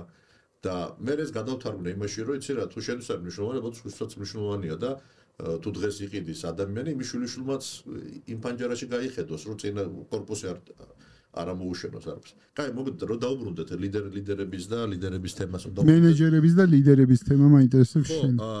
ჩემ შემთხვევაში ესე აეწყო. პირველი სწორი გადაწყვეტილება მივიღე მაშინ, როცა გვარსად დავასახელებ, ცნობილი საბჭოთა ბანკირი მოვიდა და მითხრა, რომ იცი რა, რაღაც მაგარ საქმეს აკეთებ, მაგარ საქმე იმან დაინახა, რომ მაღაზიები გვაქვს და მაღაზიები ვაჭრობს და თან უცხოეთთან გვაქვს საქმე და თან ახლა ბანკსაც ვაკეთებ სხვანაირად და იტალიიდან ავეჯი ჩამოვიტანე და ციტად ვიზუალი ქმნიდა ამას, რომ მე მზათავ რომ გადმოვიდო და შენ ბანკში ვიყო, ესე ვთქვათ, პირველი პირი ცნობილი ადამიანი იყო, ერთ-ერთი დიდი სახელმწიფო ბანკის მწვანე. ჩემს ცოტა უფროს. ესეთი წინება მივიღე კიდე რამოდენიმე სკან. იმიტომ იმ დროს მარტო ჩვენ ვანათებით ქალაქში მარტივად რო თქვათ რა და ეს ყველაფერი ჩაბნელებული იყო. ყველაფერი ჩაბნელებული. და მაშინ მივიღე ძალიან სწორი გადაწყვეტილება, ემოციური ორი რაღაც. პირველი ვთქვი რომ მე წარმოდგენა არ მაქვს ბანკირი არის და თუ რაღაცა კითხვას დასმა მინდა ყოველთვის ამათ რომ დავუსვა კითხვა ესენი მეთქვენ შენ აზრი არ ახარ და ჩვენ ამას ვაკეთებ მთელი ცხოვრება საბჭოურად თუ რაღაცნაირად ჩვენ ვიცით. და დავინახე რომ კონფლიქტი იქნებოდა თან ასაკობრივ ამბავში. მაშინ ყოიც როგორ ეხა გათანაბრდა სხვათა შორის ეხა როცა ახალგაზრდას ველაპარაკები, ისე ველაპარაკებიან რომ ესე თქვა როგორც თანატორები და ეს მე მომწონს. ჰარვარდშიც ეს დავინახე რომ რო ეუბნებოდი პროფესორს რა, ჩავთვალე რომ ჩემნაირ მე რა ვაყო ის ჩემს წარმატებული ან რაღაც ამ პროფესორი და შე. კარიერის გარეშე. ხო, და იმ დროს არ იყო ჩვენთან ესე რა, ასაკობრივი ამბავი, ეხა ვერ ეტყოდი ასაკობრივი კაცო იცი რა, ეს სწორად გააკეთე თუ არასწორად გააკეთე, ხო იცით როგორი ტრადიციული ამბები იყო. ეს ცუდი არ არის ერთი მხრივ, მაგრამ სამსახურის ამბავში მაშინ ვერ წარმოვიდგინე როგორ შეიძლება ეს ყოფილიყო და აი ეს ორი ფაქტორი იყო, რო თქვი რომ არ მინდა რა ისაც რაც ესენი აკეთებდნენ, მირჩევნია რომ იყოს ის ხალხი, რომელსაც ეს საერთოდ არ გაუკეთებია. და ჩვენთან ავაწყოთ და მასე მოხდა, როცა მივედი ერთი ექსპერიმენტალური ჯგუფი იყო უნივერსიტეტში, სადაც იყო ვახო, პატა, ზეზვა, რა ვიცი, მთელი ჯგუფი და იქ უთხარი რომ ბიჭებო ბანკირობა თუ გინდა და იმათაც ეხა თვალები აინთოთ, იმიტომ რომ ბანკი კი არა დაინახეს ის ინფრასტრუქტურა, რომელიც ჩემ გარშემო უკვე არსებობდა რა და ტუზი და ეს ერთ კურსლიანად. ხო, და ეხა წარმოგიდგენია რომ დღემდე ეს მენეჯმენტი იქ არის 30 წელი. ესაც კიდე ჩემი სწორი პრინციპული გადაწყვეტილება იყო შვეიცარიაში ერთ-ერთ პარტნიორს გავყევი UBS-ში და როცა შევედით, შემომყევიო რა და ასე თქვა ნახევა private banking-ი რა არის და რო შევედი, მითხრა ეს კაცი 25 წელი მემსახურებოდა, 25 წელი როგორ გემსახურებ. ხო, აი 25 წლის წინათ რო იყო, ეხაც აგზისო. ეს არის ნდობაო. ჩემზე ყველაფერი იცისო რა, ოჯახი, შვილები, ამბავიო და ვიფიქრო მეთქი ეს რეკორდი უნდა მოხსნა საქართველოში და მოხსენით რა ეხლა TBC ბანკის შემთხვევაში ჩვენ მენეჯმენტი ტოპ მენეჯმენტი არ გამოგვიწევს. მაგასთან დაკავშირებით მაგშენთან კითხვა. მე მქონია რამოდენიმე იტერაცია. და მე წყარო გახდა ISM-ის სკოლა, მე კავკასიის უნივერსიტეტი, რომელმაც მოგვაწოდა ის ხალხი, რომელმაც იცოდა კომპიუტერი და Excel-ის ფაილი მარტივად რო თქვა, იმიტომ რომ მაგის დეფიციტი იყო რა. და მე ნახე როგორი ამბავი, მე უნდა შექმნა სწორი გარემო. აქ იმაზე კი არ არის რომ ლიდერები როგორ იბადებიან რა, ყველაში არის ლიდერის თვისება. მაგრამ უნდა შეუქმნა ის პლატფორმა, სადაც მას ექნება თანასწორუფლებიანი ხმა გუნდში. მე არასდროს სპეციალურად თუ გახსოვს ჩვენ პირველი რებრენდინგი რო გავაკეთეთ, ჩემი კაბინეტის კი შუშის კარებით, შუშიანი კარები იყო და ყველა. ანუ იქ არ უნდა იყოს განცდა, რომ იცი რომ მე უფროსი ვარ და მე რასაც გეტყვის უნდა გააკეთო. მაგიდის გარშემო ყველას, ვისაც აქვს ინტელექტუალური ძალა, უნდა გზნოდეს თავისუფლად თავისი აზრის გამოთქმის უფლებას თუ საშუალებას რა. მე ამას ვქმნი ყოველთვის. იმიტომ არის, რომ უკვე 5 წელია წამოსული ვარ მთლიანად ბიზნესიდან. ანუ საოპერაციო იმაში არ მიმიღია ასეთ მონაწილეობა, რამოდენიმე კომპანიაში დავრჩი აქციონერად და ეს კომპანიები უფრო გაიზარდნენ. ანუ ეს კულტურა დარჩა და გაიზარდა და ვითარდება და არაფერი არ მოსვლია. აი ეს არის ყველაზე მნიშვნელოვანი ამბავი. იმიტომ რომ ბევრი შემთხვევა ვიცი, ძალიან ბევრი, როცა დამფუძნებელი ან ასე ვთქვათ პირველი პირი მიდის და ეს არის პასუხი იმ კითხვაზე, ვინ უნდა დატოვო. მე ესეთი არჩევანი, ესე ვთქვათ, რომ აი მე წავედი და შენ დარჩები არა. ეს არის გუნდის გადაწყვეტილება უკვე, რომელიც იტყვის, რომ აი ამ საქმეს, ხო, აი ეს ადამიანი წაიყვანს უფრო უკეთესად რა.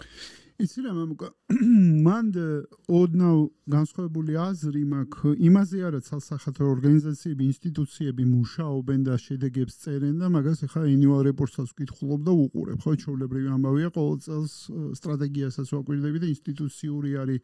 ხმოდი TBC განსხვავებით სხვა ორგანიზაციებიდან რეალურად არის დასავლური სტანდარტების კომპანია საქართველოში, ერთ-ერთი.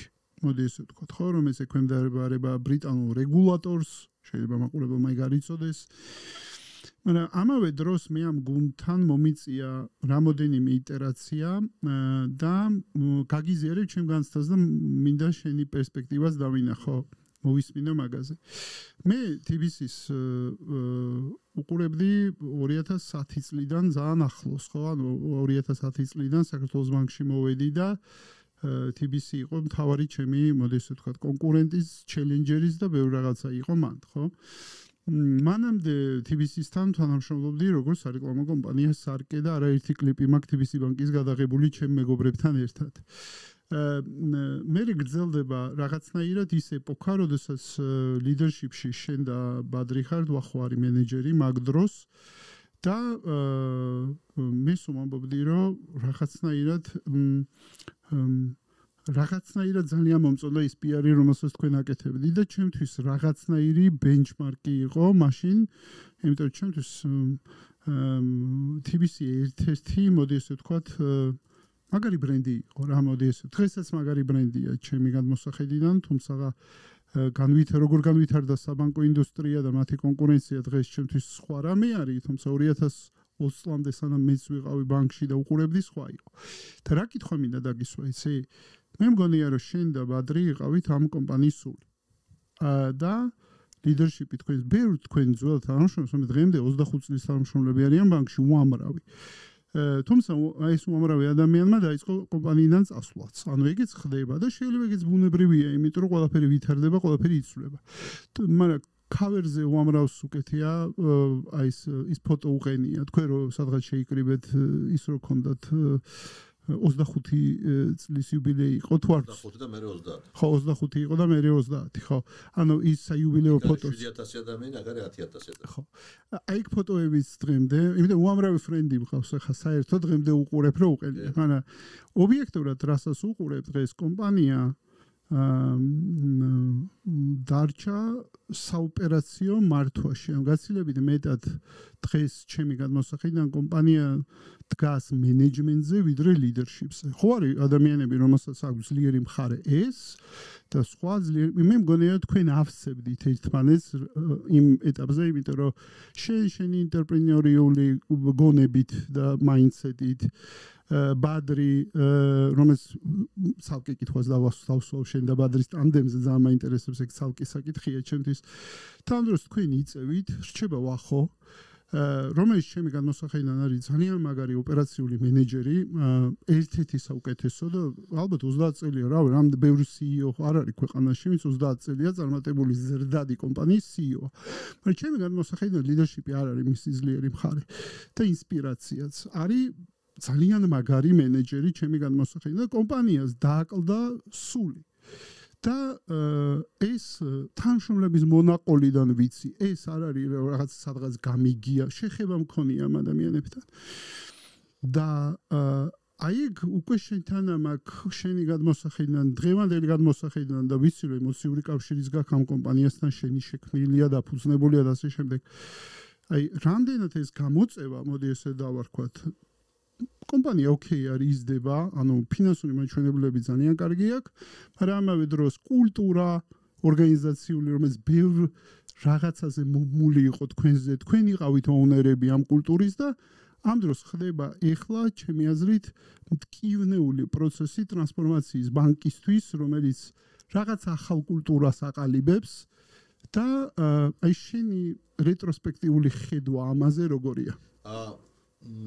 იცი რა ჩემი ერთ-ერთი ძლიერი მხარე ალბათ არის ის რომ მე არ მეშინია იმის აღიარება თუ სამშესტომა დაუშვი მე ან ჩემიანებმა და ასე შემდეგ.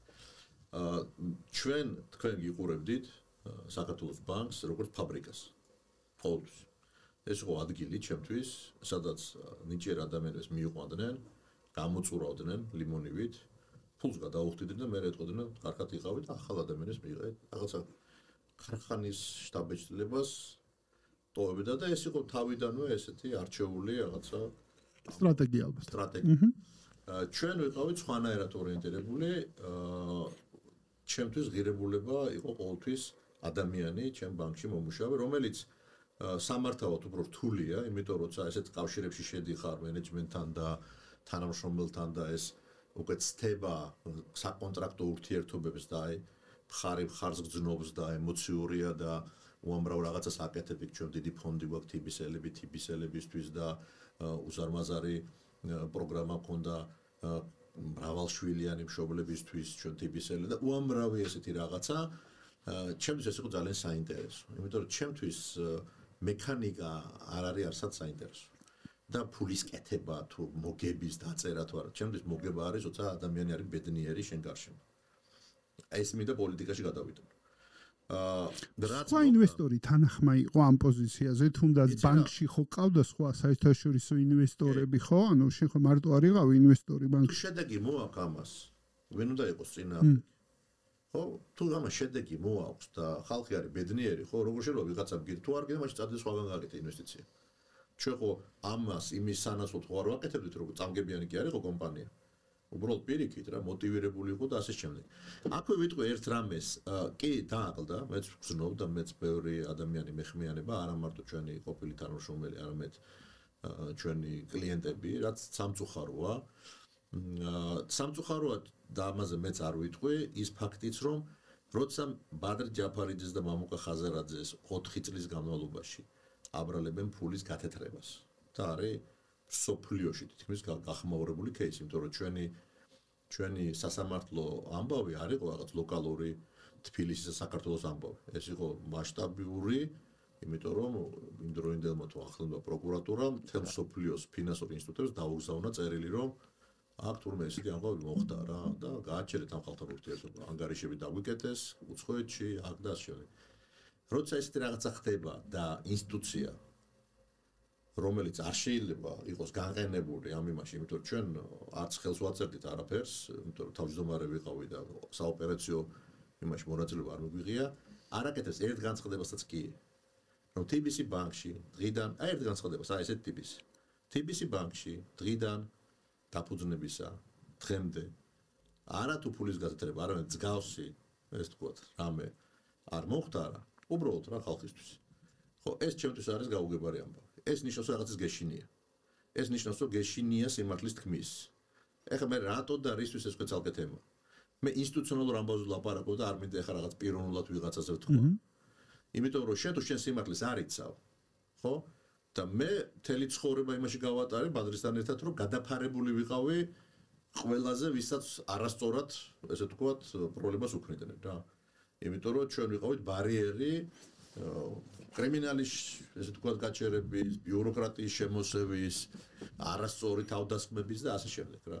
მოგეთ ეს მინდოდა მე თქვა, კარგია რომ ეს კითხვა დამისვი, ამაზე მეც აღარ გავაგრძელებ საუბარს, მე მიყვარს თავისუფალი ადამიანები, რომელსაც არ ეშინიათ სიმართლის თქმის. მიუხედავად შედეგებისა. მხოლოდ ესე შეიძლება ლიდერშიპი ჩამოყალიბდეს. თავისუფლებას ახსენებ შენ ხშირად, ხვდები რომ შენი შინაგანი კომპასის ალბათ ერთ-ერთი მთავარი ფასეულობა არის, ყველა არ ახსენებდი ამ სიტყვას ამდენჯერ. შენ წიგნში ბევრჯერ ნახსენები გაქვს ფასეულობები და ნახსენები გაქვს რომ ჩვენ ფასეულობებს არ უღალატეთ. ან მაგალითად ნახსენები გაქვს რომ სწორი ფასეულობები თუნდაც შვილები გავზარდეს სწორი ფასეულობები. რამოდენიმეჯერ გაქვს ნახსენები ეს ფასეულობები. ერთ-ერთი მათგანი მე მესმინება ეს არის თავისუფლება. შეიძლება შემოქმედებაც, იმიტომ რომ იმდენჯერ აღწერე რომ რაღაცა შექმენი, მგონია რომ მეორე შემოქმედება შემოწდები, მაგრამ შენგან მინდა. მაგრამ არსად არა გაქვს ეს ფასეულობები დაკონკრეტებული. ან ნახსენები გაქვს ფასეულობები ხშირად ლაპარაკობ იმაზე, რომ ფასეულობების სწორი ფასეულობების მიხედვით გავაკეთე, მაგრამ აი კონკრეტულად რა ფასეულობებს გულისხმობ, მაინც ეს კითხვა დამჭაღია წიგნის წაკითხვა დავასრულე. ეხა ორი მომესმა ამ საუბრიდან ამოტივტივდა არის მამაცობა შეიძლება აი მამაცი რო ხარ როცა არ გეშინია შეიძლება გეშინია და მაინც აკეთებ სიმამაცის მე მაინც ესე უყურებ რომ ეს არ ნიშნავს რომ არ გეშინია მაგრა გეშინია ხო რაღაცა გეშინია რაღაცის მაგრამ მაინც აკეთებ მაინც გავნამბის სიმამაცე ეს არის შენ თავში ესე ვთქვათ შიშის დაძლევა მეტი არ ხო თუმცა მე მაგალითად ხო ბევრ შეიძლება ბავშვებიდან აპროგრამებდნენ რომ შიშის არ ქონა არ არის ეგრე შიშის საბაზისო ემოციაა და ძალიან მნიშვნელოვანია და ალბათ სიმამაცე ზუსტად ის არის სხვადასხვა ეს მარსკოვი კოწიკები რო არის ნეივის მან ხო თავარი გამოსთა რა არის წყლის ქვეშ შენ გიტებენ და საბოლოო ჯამში იმ შიშს და სტრესს როგორ უკლავდები ეს არის განსაზღვრელი გახტები შენ ის მარსკოვი კოწიკი როგორ არის არც ვიცი ხო აი გახტები თუ არ გახტები იმიტომ რომ შენ გესხმის წყლის ქვეშ 10 ადამიანი და იმ მომენტში რამდენი შეიძლება შენ შიშს და სტრესს გაუკლავდე ხდება მთავარი ფაქტორი ყველაფერს მანამდე ისწავლე სუბლიმირდება ამ ერთ გამოცდაში. რამდენად შეიძლება შენ მან დარჩე და მეორე ძალიან მნიშვნელოვანი რაღაც არის ფარტხალს რო იწყებ, შენ იზირები. მან არის თელი მოძრაობის ლოგიკა, რომ შენ უნდა დააწვე იმას ქვია, ფეხი ფსკერს მოარტყა და ამოხვიდე ზემოთ ისევ. სხვა გზა ეგ თუ არ გააკეთე და სტრესმა თუ დაგაბნია, სხვანაირად ვერც შვები. იმ პატერნს თუ არ იმეორებ, ვერ გადარჩები. რა ფასეულობებია მამუკა კიდე სხვა შეიძლება რაც მოვისმინე ვაზუსტებ შენთან თუ ეს არის რაც მოვისმინე ანუ ისე ვიმეორებ თავისუფლება ეს არის შემოქმედებითობა და სიმამაც ეს არის რაც მესმინებოდა ამ საუბრის შედეგად რაზეც ჩვენ ვსაუბრობთ ჰარვარდში ერთმა ჩემმა ჯგუფელმა რაღაცეთი ფრაზა გაიმეორა და მე ხშირად იმეორებდა და ძალიან მომეწონა იმიტომ რომ ეხლა რა ხდება აი ამ სოციალურმა მედიამ ამ კოუჩინგმა და რაღაცა დიდი თემების ორ სიტყვაში ფოკუსირება მოახდინა, ხო? და მე აღმოაჩინე რომ მე ხო ამას სულ აკეთებდი, ხო? კაი მწერალებით არის რომ რაღაცა ლექს რო წაიკითხო, რომ მეც ხო ესე ვფიქრობდი, მაგრამ ლექსი ვერ დავწერე რა, მაგრამ იქავა რა, ხო? ეხლა ინგლისურად ვიტყვი და მე გავთო work hard, be honest and have fun. და მე რესო გავიაზრე მან ჰარვარდში თქვა ვიღაცა მან ჯგუფმა შეიძლება ვიღაც პროფესორმა უთხრა ოკეი და ამბობდა რომ ამუკა აი ეს არისო რა ყოველ თავარი ცხოვრებაშიო რა და აი მუშაობა ასე თქვათ რა აი დაღლამდე მუშაობა რაღაცისთვის ხო გულწრფელობა და ამის შემკრელად აუცილებლად სიხალისე რომ ეს არ იყოს შენთვის მოსაწყენი, იმიტომ რომ რაღაც ბალანსი გჭირდება ყოველთვის. ამოსულ თქვა გჭირდება, ღიმილი გჭირდება, რაღაც მუსიკა გჭირდება, რაღაცა ხელოვნება გჭირდება, რაღაც სპორტი გჭირდება. შენ მეგონა იდეები გახალისებს ყველაზე მეტად. შენ ხარ გატაცებული შენი იდეებით, რომელიც არ გასვედებენ. კი. ძალიან იდეა მაქვს, ვერ წარმოვიდგენ. უბრალოდ იქ რო ვერ განვახორციელე ბიზნესში რა ის უკვე მასშტაბური იდეა. მე იმედი მაქვს რომ აქ განახორციელებ პოლიტიკაში, იმიტომ რომ აქ მოვედი ძალიან გრძელვადიანად და ძალიან კონკრეტული ხედვით. ხედავ. აი ხა როგორც შენ აი ამოცანა დაგისვან და ვიცი რა ხელა ასე თქვა გამოცდილების და ხედვის ადამიანი ხარ, რო იტყვი აი ამას შევჭამ რა, ვიცი. აი ესე ხედავ მე როგორ შეიძლება აი ეს იბრაზე რომელიც ბიზნესში მქონდა რომ რატო ჩვენ არა გვაქვს და იმათ რატო ვაქვთ აი ეს იბრაზე კარგი გაგებით, ბოროტება კი არა. გაბრაზება საკუთარ თავზე. იო ბრაზია რა ენერგია, ბრას ენერგია აქვს მოქმედებისთვის. რატო უნდა ვიყოთ ჩვენ ესე? როცა ჩვენზე ნაკლებად, ასე ვთქვათ, არის შეურწყებას არ ვაყენებ, ინტელექტუალური თუ გაქანების ხალხმა მიაგნო რაღაც განვითარების უკეთეს გზას. და ჩვენ ეს ნახტომი შეგვიძლია გავაკეთოთ. იცი რა მამუკა, რა მესმინება, იცი, ხანდახან რაზე მეფიქრება, რომ ეხლა მე მამით ებრაელი ვარ და ეხლა ებრაელურ ერთან დიდი კავშირი მაქვს, ხო? და ამერს ქვეყანა სახელმწიფოებრიობა ქვეყანა ძალიან დიდი ხანი დაკარგული ქონდა. ჩემი აზრით ეს განპირობებული არის, რატომაც ისრაელი არის დღეს ისეთი მძლავრი როგორიც არის. იმიტომ რომ ისრაელში ვსწავლობდი მე სკოლა იქ მაგ დამთავრებული სტიპენდიანტი ვარ. და მან ერთ-ერთი ოფცია სადღაც ვიყავი და ისრაელის დევის თითქოს ვეძებდი სულ ეს დიდი იდეა რა არის, მე სულ დიდი იდეების ძიებაში ვარ, ანუ მე და შენ გვაერთიანებს ერთი იდეები. და მეც რაღაცნაირად იდეაში და ისრაელის დიდი იდეა მოვისმინე, რომელიც ჯარის უკანას და ყველაფრის უკანას დგას, fail is not an option. ანუ ვარდნა არ არის ვარიანტი, ხო? ანუ არ ვიცი, აი რაღაცნა, იმიტომ რომ თუ დავარდებიან იმდენტერში ცხოვრობენ, რომ ვერ გადარჩებიან და იციან, ამიტომ ჯარიც თავდაცვითი არ არის და არის შემტევი, ანუ ბევრი ლოგიკა რაც დღეს ისრაელი როგორც ოპერირებს, არის ის რომ fail is not the option. ანუ ჩვენ არა გვაქვს ოფცია რომ და შევცდეთ. აი თითქოს ესე ოპერირებენ.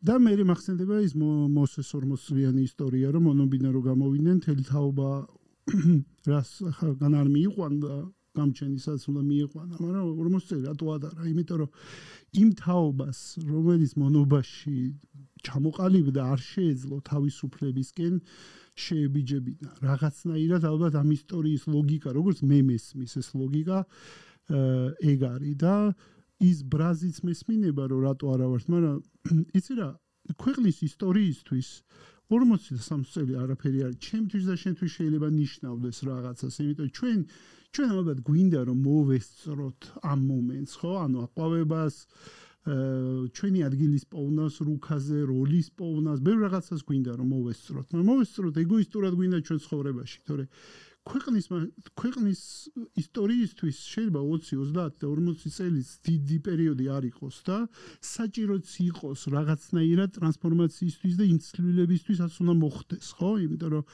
ფაქტია, რომ რა ვიცი, ხა მოსეს ისტორია ჩემთვის ისეთია, რადგან ისეთ ადგილას არის ნახსენები, ხო, რაღაცნაირად ალბათ რაღაცა გაკვეთილი უნდა გამოგვეტანა ამ ისტორიიდან, თუ სხვანაირად ხო არ იქნებოდა იქ სადაც არის.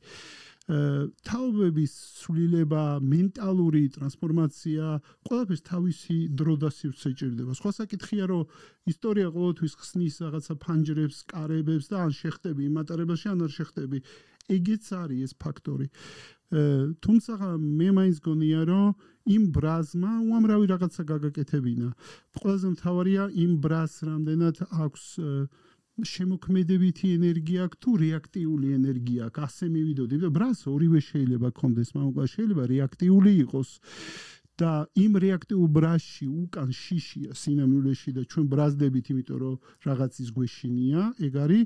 შეიძლება სხვა ემოცია იყოს, ამიტომ ბრაზი თითქოს ბრაზში თვითონ როგორც ემოციაში ძალიან ბევრი ენერგია დევს და ადამიანს რომელსაც ბანი უდებთ ბრაზზე, სინამდვილეში ბანი უდებთ ცხოვრებაზე, ასე უყურებ. იმიტომ ბრაზი ძალიან მნიშვნელოვანი ბრაზის გარეშე ჩვენ საზღვრებს ვერ ვიცავთ. არ შეგვიძლია არც ჩვენი მენტალური საზღვარი დავიცავთ, არც ფიზიკური, არც ემოციური, არც ფინანსური მათ შორის. სანამ იქ მივა მაინც კითხვა მაქვს, შენ ძალიან ბევრჯერ ყავს ნახსენები ორი ადამიანი, რომელიც რაღაცნაირად შენი სამეწარმეო აზროვნება, რომ განვიხილოთ ამ ორ ადამიანის როლს არ შევეხო, თითქოს არასრულს უразღებელობ. იმიტომ იმდენჯერ ყავს ნახსენები ბადრი და ბობი სხვადასხვა კონტექსტში, რომ როგორც ხვდები, მათ ქონდათ ყველაზე მეტი წვლილი მიუძღვით შენ ამ სამეწარმეო ცხოვრებაში. შეგიძლია ორიოდეს სიტყვით, ბევრი ისტორია გაქვს შენ წიგში, ხა მე წიგზე მათ ცალკე რომ ალაპარაკ ვერდი 2 დღე ვილაპარაკებ. ამიტომ მაინც გავჩერდები ბადრიზე და ბობიზე და თქვა დაგისვავ ესეთ კითხვას. ისაც ცხოვრებას გააქვს, რაც ხარ, მამუკა ხაზარაძე.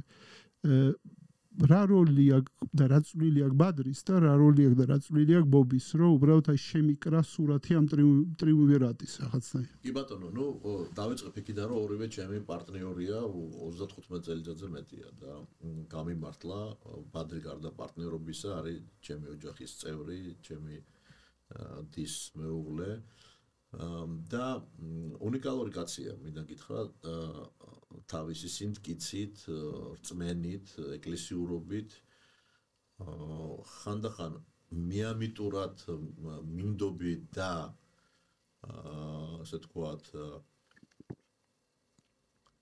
მიმტევებელი გარესამყაროს მიმართ, რაზეც ხანდახან ბრაზდები ხოლმე, რომ ბადრი ცირა რაღაცა ესეთი დიდი სულის კაცი. ხშირად გაქვს განსხვავებული აზრი, ხო?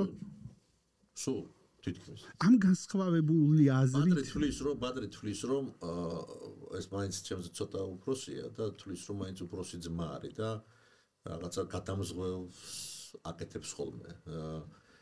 შინაგან კი მეთანხმება რომ სწორად, მაგრამ სულ აი აქამდე და იმის იქეთ იქნება, მაგრამ იმის იქეთ ხო არ არსებობს. ერთ ნაბიჯს გადადგა, მე მეორე უნდა მიყვეს და ხმე ჩემი იდეებს უშაყერობ ხოლმე ბადრის თავის ტკივილია ხოლმე, თუმცა ბადრი არის აი ეს თქვათ რა ეს ბეტონივით ქვასავით კაცი რომელიც შენი check and balances არის ბადრი. კი, მე ვფიქრობ რომ აი ეს კამათები რომელიც ბიზნესში ქონდა და ეხლა პოლიტიკაშიც გვაქვს, საბოლოო ჯამში იქამდე მიდის რომ სწორი გადაწყვეტილება მივიღოთ. ეს კამათი ხანდახან დიდხანს გრძელდება ხოლმე. მაგრამ კიდევ მეორებ ესე ვიარეთ ჩვენ და ამ ფორმულამ გაამართლა, ესე ვთქვათ რა. როგორც კი შევთანხმდით გაამართლა თუ კომფორტია, მაინც აი გეზი კომფორტი რო არ იყოს არ გაამართლებდა რა, ხო? რაღაც აი რომ დავიცლებით ემოციიდან და ბოლოს ხვდებით რომ ყველაფერი ამოუწურეთ და აი ამ მომენტში ხდება რაღაცა ისეთი სინერგია, რომელსაც ვერაფერი ვერ დაანგრევს, გამორიცხული მომენტი. და ეს არა როცა კამათი დაიცლება, მე მოდის სინერგიის სივრცე. სინერგია სულ არის უბრალოდ გადაწყვეტილებაში რომ მიდიხარ უკვე. რომ სხვა გზაზე კი არ ვდგავართ ამ იმაში, უბრალოდ დავდექით, შევთავდით. იმის მერე არის აი ურყევი დიდი რაღაცა აი მანქანა, რომელსაც ვერ ვერ შეეხები რა შემიძლია ვთქვი იმიტომ რომ ჩამოყალიბებული მიზანი ყველა ოფცია ეს თქვათ ნაკამათები აქ თავარი რა არის რომ ეს არ არის მარტო ორი ადამიანის რაღაცა კამათი და რაღაცას მისვლა თუ ორ ადამიანს ფუნდამენტურად რაღაც არაერთიანებს რაც უნდა ვიკამათოთ ხო და რა გაერთიანებს მე შევთანხმდეთ შეიძლება შუაგზაზე აფეთქდეთ რა გაერთიანებს ეს არის მნიშვნელოვანი ეს არის თავისუფლება ეს არის ქვეყანა და ეს არის სიმართლისთვის ბრძოლა შეიძლება კიდე რაღაცა თქვა ამისთვის მე შრომა რაღაცა უამრავი რაღაცა შეიძლება მაგრამ ეს არის პირველ რიგში რომ არავის არ დავაჩაქრნებთ თავს გამორიცხული მომენტია იმიტომ კი არა რაღაც თუ შეცდომებად აშებული ის აღიარების გვეშინი არა ეს არის აი სწორედ ეს არის თავისუფლებისთვის ბრძოლა რომ ვიღაცამ არ გითხოვს შენი ცხოვრებ ისე როგორც მე მინდა რომ იცხოვრო შენ გააკეთებ იმას რაც მე მინდა რომ გააკეთო და თუ ამას არ გააკეთებ მე შენ დაგსჯი სხვადასხვა მეთოდით და ეს მთელი სამწუხაროდ მთელი ცხოვრების მანძილზე მოგზდევს ხან კრიმინალებიდან ხან ბიუროკრატიიდან ხან სასამართლოდან ხან პროკურატორიდან ეს არის მნიშვნელოვანი ამბავი თავისუფლების ამბავი მე ვფიქრობ რომ არაჩვეულებრივი საბოლოო ჯამში გუნდი ვართ ამას ემატება ბობი რომელიც არის ერთ-ერთი უნიჭიერესი კაცი რომელიც მე მინახავს და რომელიც არის ნამდვილი ენტერპრენერი და ძალიან მაგარი მოგრეთ ტრიო ჩამოყალიბდით მისგან ისწავლე ენტერპრენერშიპი მომ მე მგონი არა მისგან ვისწავლე ორი მნიშვნელოვანი რამ რომ იდეა მე სულ მქონდა პრობლემა იდეის როცა რაღაცას ვამბობდი ყველა არ მომთავრებინებდა და მეორე აბა არ გააგზელო რა მოიცე რა სიგიჟეს ლაპარაკ და მე სულ მინდოდა რომ დამენთავრებინა რა და ეს არის მნიშვნელოვანი ადამიანს დაამთავრებინო რაც არ უნდა სიგიჟეს ამბობდეს იმიტომ რომ შეიძლება სწორედ აი იმ მომენტში იბადება რაღაცა მნიშვნელოვანი და უნდა მიცე დაეხმარო ამ ადამიანს ამ იდეის განვითარებაში და ის კი არ ვთქვა რა არა კაცო მასე აბა დამემტკიცე აბა არის ეგეთი ციტატ ის ხალხი ამბობს ვისაც არა აქვს იმის უნარი რომ დაეხმაროს თუ ეუბნები რომ მაინც მაგი რო სხვანაირად გავაკეთოთ მოიცე მაგი რაღაცას გავსი არსებობს არ არსებობს და თუ ამ იდეას უწერია ასე თქვა სოციალური უნარიანობა ის თავისით განახებს ამას მაგრამ თუ ერთხელ და ორჯერ ჩაუხში ადამიანს ხო ის უკვე შენთან აღარ გააზიარებს ამას რა ხო ბობისთვის ჩემი იდეები ყოველთვის იყო სწორედ აი ესეთი ასე თქვა უკავშირი რომ აბა და სულ მაძლევდა იმის საშუალებას რომ აი ეს თავისუფლება იდეების გამოთქმის და რაღაცა ძირითადად მე და ბობის მთელი ეს იდეების ასე თქვა ინსპირაცია ხდებოდა თვითფრინავში აი სადაც რომ მიფრინავდით ხოლმე უცბად წამოვდგები მე დავაფიქსირე წამოვდგები დავიწყებ სიარულს ბიზნეს კლასში ვხედავ და აი იცი რა ეს იდეა ის რომ ის რაღაც მე წამოვდგება ის დაიწყებს სიარულს და მე მივხვდი რომ ყველა დიდი პროექტი დავიწყეთ ჰაერში ხო სიმბოლურია ეგება მიწიდან გრავიტაციის რაღაცა გჭირდებოდა მოწყვეტილი ხარ რეალობას და ხო ამიტომ მაგარი ტრიო ვართ მინდა გითხრა და ესე გავაგზელებთ რა დავიცი ეს არის ერთი მომენტი იყო არ ორივეს რომ ჩემ ცხოვრებაში ორივე ძალიან დიდი როლი ითამაშა ძალიან საინტერესო იქნება მათი მოსმენაც მომავალში და დაბრძება დავპატიშებ კითხვა მაქვს შენთან ესეთი იცი კითხვა რა ჯერ კომენტარი მაქვს მე ერთ-ერთი პირველთაგანი ვიყავი მგონია საერთოდ საქართველოს ბანკში მენეჯმენტში როდესაც მითქვია რომ შენ გამოსვლებს რო უსმენდი ამბობდი რომ კაცი მოვა პოლიტიკაში არ ვიცი რა ინტუიციამ განლახობდა ამას თითქოს უყურებდი და ვამბობდი მამუკას მამუკა არის ლატენტური პოლიტიკოსი რომელმაც შეიძლება ანუ ფარული რომელმაც შეიძლება ჯერ თვითონაც არის ის რომ არის პოლიტიკოსი თქო და ამაზრს кайხანია ვაჟღერებდი ანუ ბანკში ყოფნის დროს არ ვიცი რა მეუბნებოდა ამას და მე ბერმა გამახსენა რა ეგ ფრაზები ჩემი ნათქვამი რომ ეს კაცი ადრე თუ გვია მოვა პოლიტიკაში ეს არ არის კლასიკური არც ბანკის ფლობელის არც სხვანაირი ადამიანის რაღაცნაირი ანუ რაღაცა დავინახე ამაში არ ვიცი როგორ ამოვიკითხე მე გიყვები 2010 11 12 წელს როდესაც ჯერ კიდე შენი პოლიტიკაში მოსვლამდე კაი ბევრად ადრე მქონდა ეგ ნათქვა. მაგრამ მინდა დაუბრუნდე ერთ ესეთ თემას TBC ბანკში ერთი ესეთი კითხვა მაქვს. იყო ეს იმ კარმა გამახსენდა, იმ დეტექტორი გამახსენდა. და მახსოვს TBC იყო ჭავჭავაძეზე, ანუ მაშინ ყველაზე ალბათ პრესტიჟული ქუჩაა. ეს ფილიალი იყო რაღაცა ლიმიტი დეპოზიტის უნდა ქონოდა სხვანაირად ვერ მეუყვები არა ფაქტობრივს, არამედ წარმოდგენას იმ მომენტში, როგორ ფაქტობრივად არ მახსოვს ზუსტად ეგრე იყო თუ არა, მაინც მოზუსტებდა ეს დეტექტორი რო შედიოდი თან ესე რაღაცნაირად რო ანუ ძალიან დიდი ბარიერი, ყველანაირი ბარიერი, ფიზიკური ბარიერი, ფულის ბარიერი, დეპოზიტის ფული ქონდა თუ ანუ აი ეს ბუტიკური კორპორატიული ბანკი იყო.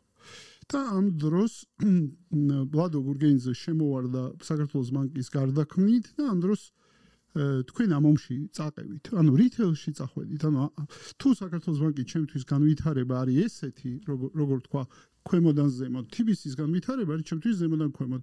კლასიკურად ჰარვარდულად რო განვიხილოთ case study, ჩემთვის ამ ორი ბანკის განვითარება თითქოს ეს ჟილსოც ბანკია, ფილიალები აქვს, რაღაცები აქვს, კი ხარჩოს კი ხარშავდნენ იქ პუშკინზე, მაგრამ მოუწიათ იმის ტრანსფორმაცია, ისტორია ვიცი, რომ პუშკინზე ხარჩოს ხარშავდნენ. ეგეთი რაღაცა ხდებოდა.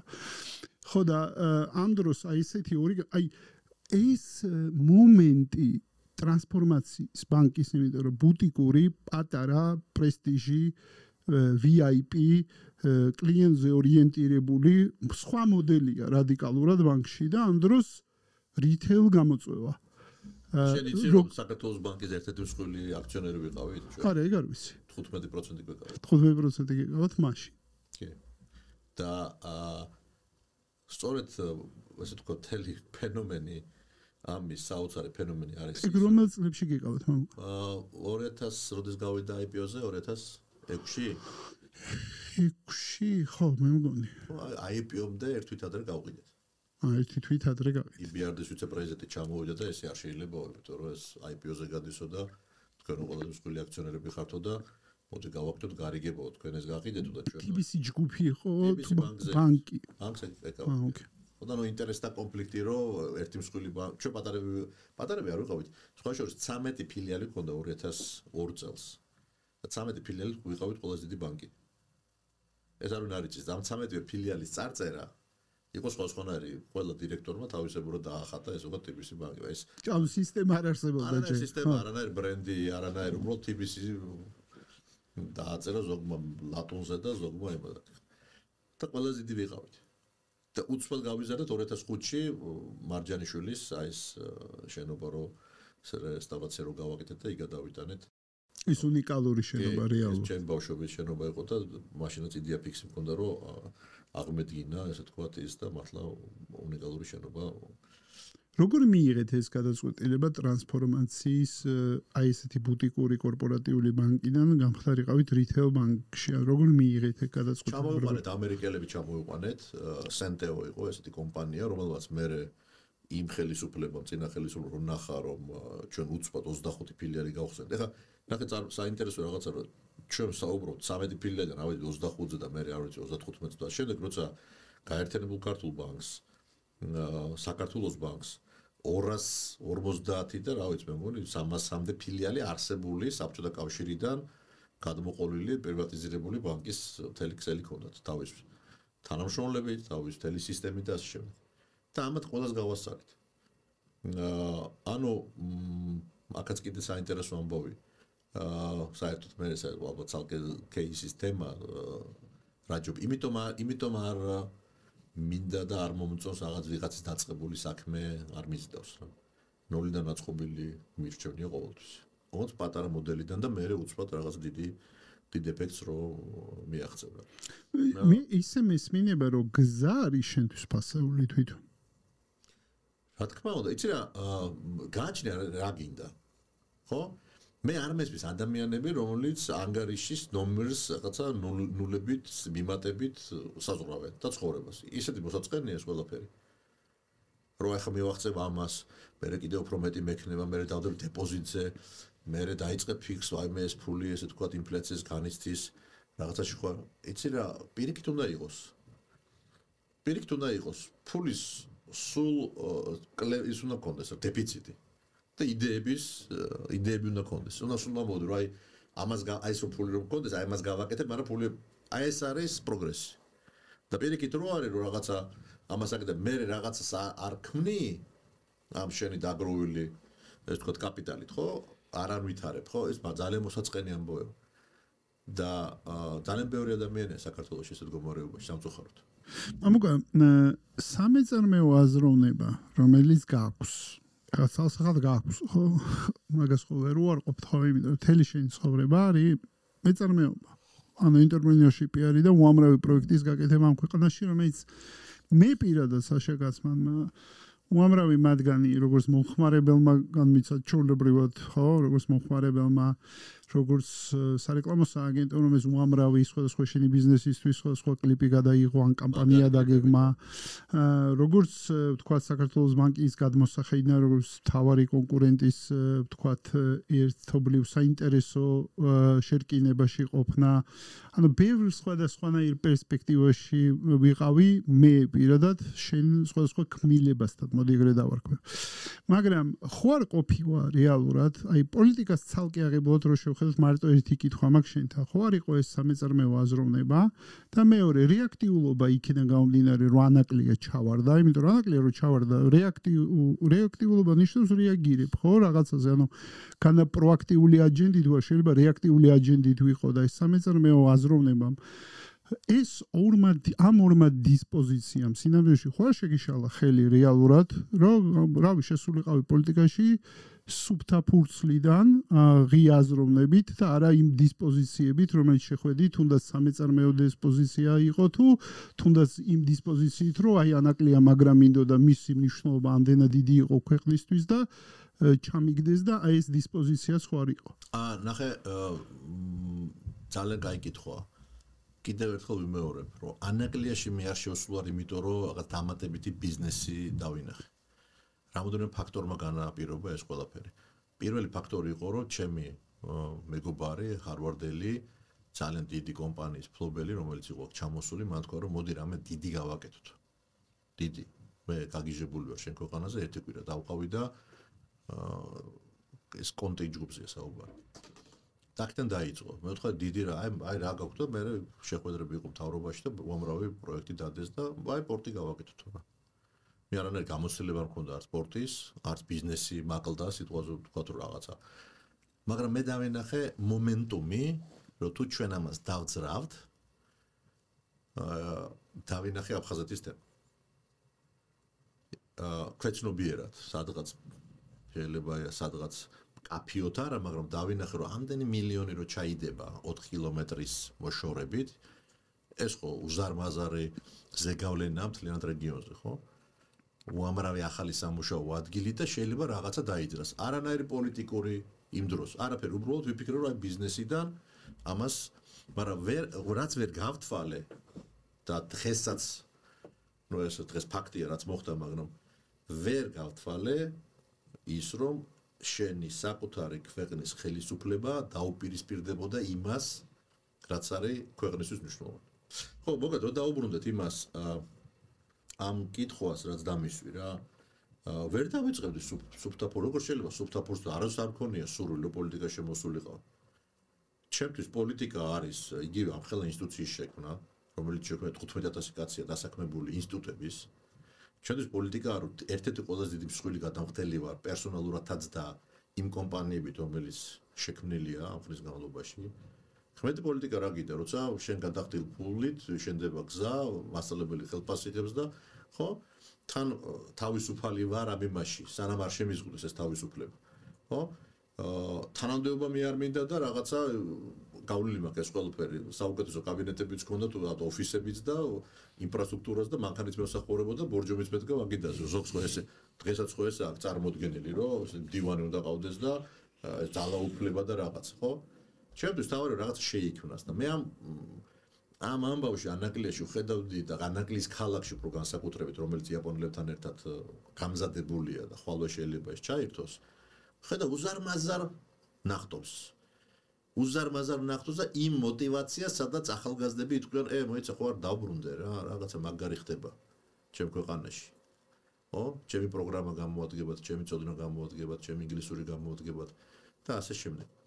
წალენჯი ხაშიც იმიტომ ვაკეთებ რაღაც როლ მოდელს, ხო? IT სკოლა წალენჯი ხაში, თეატრი, იუვენტუსის აკადემია წალენჯი ხაში.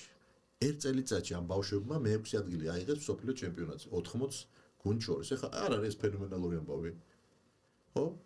ანუ რისი თქმა მინდა რომ აი ძალიან ნაუყიერი ამბავი გვაქვს გარშემო და ამის შემკრები კი არა, პირიქით ამის დამშლელ პროცესს უყურებთ ახლა ჩვენ, რომ აი ეს დანაწევდნენ და დაგვანაწევრონ და ასე შემდეგ. და იგებ მამუკა შესაძლებლობა იყოს ეგ რომ ამბობ რომ საიდანაც შემოსული ყავ საერთოდ არ მინდოდაო პოლიტიკაო.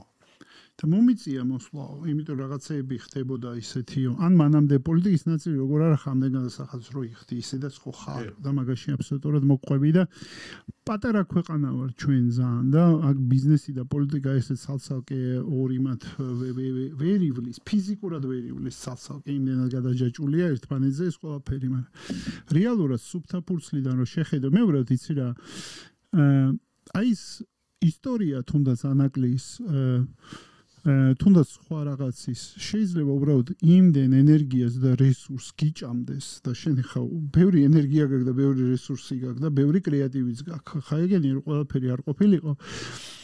არ მოხდებოდა ის რაც მოხდა, მაგრამ მგონია რომ შენ თუ მე რო ყოფილიყავი, მაგალითად მე გეტყოდი რომ მოდი სუფთა ფურცლიდან დაიწყე მამუკა. მე რო ყოფილიყავ, მე სხვა იყო. აი კარგად ამიხსენე, სუფთა ფურცელი რას ნიშნავს? სუფთა ფურცელი ნიშნავს, რომ შევქმნიდი პოლიტიკას იქიდან გამომდინარე კი არა, რაც მოხდა და მოხდა ბევრი რაღაცა შენ ცხოვრებაში, არამედ რაც მინდა რომ მოხდეს, ანუ მაგ ენერგია იმისა, რაც მოხდა, შეიძლება ჯაბნიდეს ენერგიას, რაც მინდა რომ შევქმნა. შესაბამისად, რეაქტიულმა ენერგიამ შეიძლება აძრობოს კრეატიული ენერგია, თუ შენ კრეატიული ენერგია თუ არა გაქვს, მგონია რომ საერთოდ ცოცხალი ვერ იქნები. ანუ გეთანხმები, აბსოლუტურად. ოღონდ რაც არ მოხდა, ის მინდა რომ მოხდეს. იმიტომ ვერ დაინახე შენ ეს სუფთა ფურცელი. იმიტომ რომ რაც არ უნდა ისე ჟღერდეს, ანაკლია და მის უგან ქალაქი უნდა აშენდეს. ანუ შენ ანაკლის აღშენებლად მოხვედი პოლიტიკაში? მე მოვედი იმისათვის, რომ ქვეყანამ საბოლოო ჯამში მიიღოს სერიოზული ფუნქცია. და ჩვენი ქვეყნის ფუნქცია დღეს გადის იმაზე, რომ რეგიონში გახდეს მოთამაშე. რეგიონში მოთამაშე რო გახდეს, შენ გჭირდება რაღაცა მეგა პროექტები, რომელთაც მოიზიდავ შენ უზარმაზარ კაპიტალს, დაასაქმებ ძალიან სწრაფად ბევრ ადამიანს, შექმნი სამუშაო ადგილებს, გაზრდი ბიუჯეტს, ასე ვთქვათ, ეკონომიკას გაორმაგებ, გაასამაგებ, გახდი იმ ადგილს, სადაც არა მარტო შენები დაბრუნდებიან, აქედან წასულები, არამედ ბევრი ადამიანი ჩამოვა და შესაბამისად ამას მოყვება ძლიერი ჯარი, ძლიერი პოლიცია და ასე შემდეგ. მაგრამ მე აქ ისმება კითხვა, ხო? ამ სასამართლოთი, რა თქმა უნდა, არა, სასამართლო უნდა შეცვალო. ამ პროკურატურით, რა თქმა უნდა, არა, ეს პროკურატურა უნდა შეცვალო. და ასე შემდეგ. ანუ არ გეგონოს რომ რაღაცა ბიზნეს პროექტზე ვსაუბრობ და რაღაცა მეგა ინფრასტრუქტურულ პროექტზე ვსაუბრობ, მაგრამ მიზანი რაღაცა შეხო ამ ხელა გამოცდილება გაქვს, ხო, ბრენდები, რამდენი ბრენდი გაიკეთებია, ხო? საბოლოო ჯამში საინტერესო უნდა გახდე სოფლიოსთვის. და ეს ტრამპის ადმინისტრაციამ დააფიქსირა, მოგწონს თუ არ მოგწონს მე ვერ საკითხია რაც ხდება. მაგრამ ვისთვის უნდა იყოს საინტერესო? საქართველოს ისთვის უნდა იყოს ხაჭაპურს ვაცხობთ კარგად და კარგად ვცეკვავთ და ესეთი ქვეყანა უნდა თამათ, რომ ჩვენ ვიცეკვოთ ვიღაცებისთვის ხაჭაპური გამოვაცხოთ და დანარჩენი ეს ქვეყანა ხო არა ვარ ჩვენ.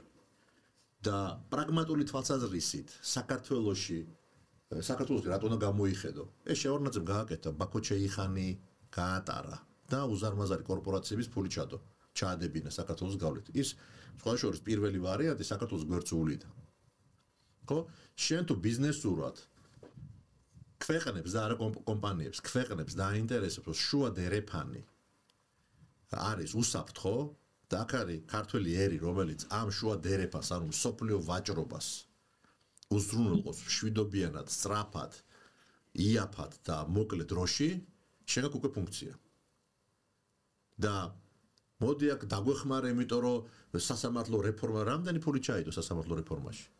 სად არის რეფორმა? ხო, მე რამდენი ტალღა გაკეთდა ვითომ რეფორმის. ხო, აქ თუ კონკრეტული ქვეყნების და დიდი კორპორაციების ინტერესი არ გამოავლინეთ, რომელსაც ვერაულის გვერდს, ხო, სხვა რაღაცას ვეღარ ააშენებ. დამეხმარეთ, იმიტომ რომ დემოკრატია დავიწყე. გამოდი და დაიცავი შენი დემოკრატია. სხვას რას თხოვ? როცა შენ დადგები, მე დაგეხმარებიან. ამიტომ კიდევ მე რაც უნდა ბანალური იყოს. ხო, მე რო არ ყოფილიყავი ამ ბიზნესში, ხო, ხა ადამიანებს მაინც გონეთ ბიზნესმე ჩამოვედი, წაგვართვეს რაღაც, ხო, ხა არანაირი კავშირი არ მაქვს, ხო? ამ იმასთან. მაგრამ კიდევ მეორე, ეს არის საწყისი წერტილი, რომლითაც შენ მთელი მსოფლიოს ყურადღების ცენტრში მოექცევი, ეკონომიკის ცენტრში. ამას მოყვება თავისუფალი ბირჟის ჩამოყალიბება, რომელიმე ცნობილი ბირჟი შემოყვანა სასწრაფოდ, ეს არის ლონდონის ბირჟა, NASDAQ და შემდეგ რომ სინგაპურსა და ლონდონს შორის time, ეს თქვა დროის ამბავში შენ აქ მთელი რეგიონის ფინანსური ცენტრი გახდე. იმიტომ რომ დღეს ბიზნეს არანაირი საშუალება არ აქვს ფულის მოზიდვის გარდა ბანკებისა და ბანკი კონსერვატიული ინსტიტუცია. ბანკში არის ხალხის ფული შენახული. და შენ გჭირდება ფული ძვირიანია, რისკის ამღები არ არის. შენ გჭირდება მინდა ერთი მნიშვნელოვანი რაღაცა თქვა, შენ ახსენე, რომ იდეა უნდა იყოსო იმ ადამიანების ვისთვისაც იდეა შეიქმნა, ეს იდეა უნდა აიტაცოსო, ანუ თუ იდეამ არ იპოვა თავისი მომხმარებელი თუ თავისი გამზიარებელი თუ თანამოაზრე, ხო ბევრნაირი შრი არის ადამიანებზე რომ ლაპარაკობ, ვიღაცა თანამოაზრე არის, ვიღაცა ბენეფიციარი არის ამ იდეის, ბევრი სხვა რაღაცა. და მგონია რომ დღესდღეობით არ ვიცი, შეიძლება გზა არის გასავლელი რა, მაგრამ ეხა შენ რაც ილაპარაკებ, თუნდაც ბოლო პასაჟი ეხა რო ავიღო რა, ძალიან sophisticated არის რა. პოლიტიკისთვის, გულწრფელად რო გითხრა რა, პოლიტიკისთვის ბევრად უფრო მარტივი და ბევრად უფრო მჩატე და ბევრად უფრო რუსები რომები უდაბრე აიმე, არ ვიცი როგორ გადაახარშვადი თუ გადამუშავებადი, უბრალოდ მე რო ვისმენ ამას, მგონია რომ ეს გზა ჯერ კიდე დადიხარ ამ გზაზე და მგონია მე ამ გზაზე გისურვებ წარმატება, ძალიან მნიშვნელოვანი გზა არის შენთვისაც, ქვეყნისთვისაც და ბევრი იმ ადამიანისთვის თუნდაც ვის დაგიჯერა და მოყვება ამ გზაზე, ხო? მაგრამ ამავე დროს თითქოს არის აი შენში უბრალოდ პოლიტიკაში მე ხო ბევრი ინტერვიუ მაქვს მოსმენილი და რაღაცები აი ის შემოქმედება, ის რის გამოც შენ შექმენი ნაკლებად მესმინება აქ და ბევრად მეტად მესმინება ბრაზი. ბევრად მეტად მესმინება lost opportunity, როგორც გაშვებული შესაძლებლობებზე, დარდი, ბრაზი, ბევრი რაღაცა ეს მესმინება და ნაკლებად ის, რომელთა შენ შთააგონე, რა ვიცი, ჰარვარდის პროფესორი შთააგონე, იმიტომ რომ რაღაცა ბატა ქონდა იმ მომენტში, ანუ ნაკლებად ფოკუსირებული თითქოს ისმინები იმ კრეატივზე და იმ შემოქმედებაზე, რაც შთაგაგონებდა და რითაც შენ შეთაგონე უამრავი ადამიანი შენს გარშემო და თითქოს ეს ნაკლები მესმინება ეხლა უბრალოდ აი ეს არის ჩემი განცდა ეგ რა შეიძლება ეტაპიც არის ეგეთი შეიძლება გზაა გასავლელი იმიტომ რომ პოლიტიკაზე არ ვისაუბროთ და ნაგლეჯ ვისაუბროთ და ხო შეიძლება შემოვხილე რომ პოლიტიკაზე არის მაინც ვეხები გიდა ვეხახუნები გვერდულად ხო ამიტომ სულ მერიდება რომ გითხრა ის იდეები ის პროგრამა რომელიც პოლიტიკაში და ამიტომ ანაკლიას არ გავ ჩარჩოდან გასულიყავი და მამუკა მაინც გითხავ სამეწარმეოდან მე ისე მიმეორებ უამრავ აყურებელი ეხა დამსმენელი გვისმენს ვისაც შეიძლება იდეა აქ არ გაუბედია შეიძლება უყურებს და ფიქრ აი ამათ რაი ნაკლებად ამათ ქონდათ ან რაღაცა შეიძლება სხვა იდეები აწუხებდეთ რის გამოც უამრავი ადამიანი ვერ ბედავს თავისი გააკეთოს რას ეტყოდით აი შენი რეტროსპექტივიდან ხა ამდენი რაღაცა შექმენი და აი რაღაცნაირი აი ეს ცოდნა, სიბრძნე, ყველაფერი რაც შეიძლება ეხლა თუნდაც ბათუმში ვიღაცა ზის, ან ვიღაცა ქუთაისში ზის, ვიღაცა თბილისში რუსთავში ზის გვისმენს და ეხლა გვიყურებს და ნუ ხო აი ესენი დიდი ბიჭები არიან, დიდი კუნთები, დიდი ფული ქონდათ რაღაცები შეიძლება მაგიტომაც ვეძახი პოდკასტზე ადამიანებს რომ მოყვნენ ვიღაცა $100 ჯიბეში დაიწყო, ვიღაცამ 500-ით, ვიღაცა 1000-ით, ვიღაცა ნასესხები ფული დაიწყო ბიზნესი. აი რას ეთყოდი ამ ადამიანებს? ხო, ესე გარავის არ მიყვარდა რომ რაღაცა ჭკუის სასწავლებელ არ მიმართავს ამ იმის რომ ესე გააკეთე და გაგიმართლე არ მომწონს რა. იმიტომ რომ ყველა ადამიანი არის ინდივიდუალური პიროვნება, რომელიც არის განსაკუთრებული. თავარი ეს განსაკუთრებულობა შენ აღმოაჩინო შენ თავში. და რა არის განსაკუთრებულობა, ხო? ეს არის შენი თავის აღმოჩენა, საერთოდ რისთვის ახარ ამ ქვეყანას. აი, ამიტომ სიყვარულისთვის, მეგობრობისთვის, ეს აი ზოგადი რაც მნიშვნელოვანი ამბავი ემოციისთვის, ხო? გაკვირვება არ უნდა გიტყდებოდეს. ანუ არც ერთ ასაკში გაკვირვება, რომ ვა, ეს ამაგარი რაღაცა, ხო? ბუნების ცვლილება იქნება თუ რაღაც ეს არ უნდა გაოცება. გაოცება. ხო, ეხლა რაც შეეხება ბიზნესს, ხო? და ნებისმიერ საქმეს. ბიზნესი რა ნებისმიერი საქმე. ეს უნდა გიყვარდეს. აი იმით კი არ უნდა შეხედო, რომ აი ამას რო ვაკეთებ, ამას ფული არ მოაქვს. აი როგორც კი ესეც საუბარს დაიწყებ. ხო? იქ არ ახარ. და თუ გინდა რომ შექმნა ისეთი რომელთაც შენ მე იამაყებ და რომელსაც აუცილებლად მოყვება ფინანსური შედეგი, კონცენტრაცია უნდა გააკეთო აი ამ იმაზე, რაც შენ შინაგანად გამოძრევს, რაც გიყვარს. და რაღაც მომენტში მე შენ მიხვდები, რომ ეს შეიძლება უკვე ფული ღირდეს. ამაში შეიძლება ფული გადაგიხადონ. ეს სერვისია თუ პროდუქტია თუ ასე შემდეგ და თუ პატარა მოდელში ვიღაცამი დაინტერესდა, ხო, ჯერ იწება friend and family, ხო, მე ცოტა ფართოვდება და მიხვდები, რომ 500-1000 ლარი გავყიდე თვეში. და თუ 1000 ლარი გავყიდე თვეში, რამდენ კაც მიუწვდი? ძალიან ცოტა ადამიანს მივიწვდი, მე კითხოს და ხო, თუ 1000 ლარი შეიძლება ეს 10000 იყოს ან 100000 იყოს. კი, თუ საზღვრებს გავაფართოვებ. ანუ იწყება უკვე მენეჯერული გადაწყვეტილების მიღება მულტიპლიკაციის, შენი პროდუქტის თუ შენი სერვისის მულტიპლიკაციის. და მე იწყება უკვე მეორე ეტაპი, როცა გჭირდება ამის ისეთი ხალხის პოვნა, რომელმაც იცის, უნდა მიხვიდე კაცმათან და უნდა უთხრა, იცი რა, აი ესეთი ბრენდი მაქვს პატარა და როგორ გავხადო ეს, ესე ვთქვათ, უფრო დიდი. ხო? ანუ როგორ გავშალო ქვეყნის გარეთ როგორ გავიდე? ხო, შენ იქნები თუ სხვა იქნება და არიგებს, რომ ხო ამისთვის რაღაც ტექნიკა არსებობს.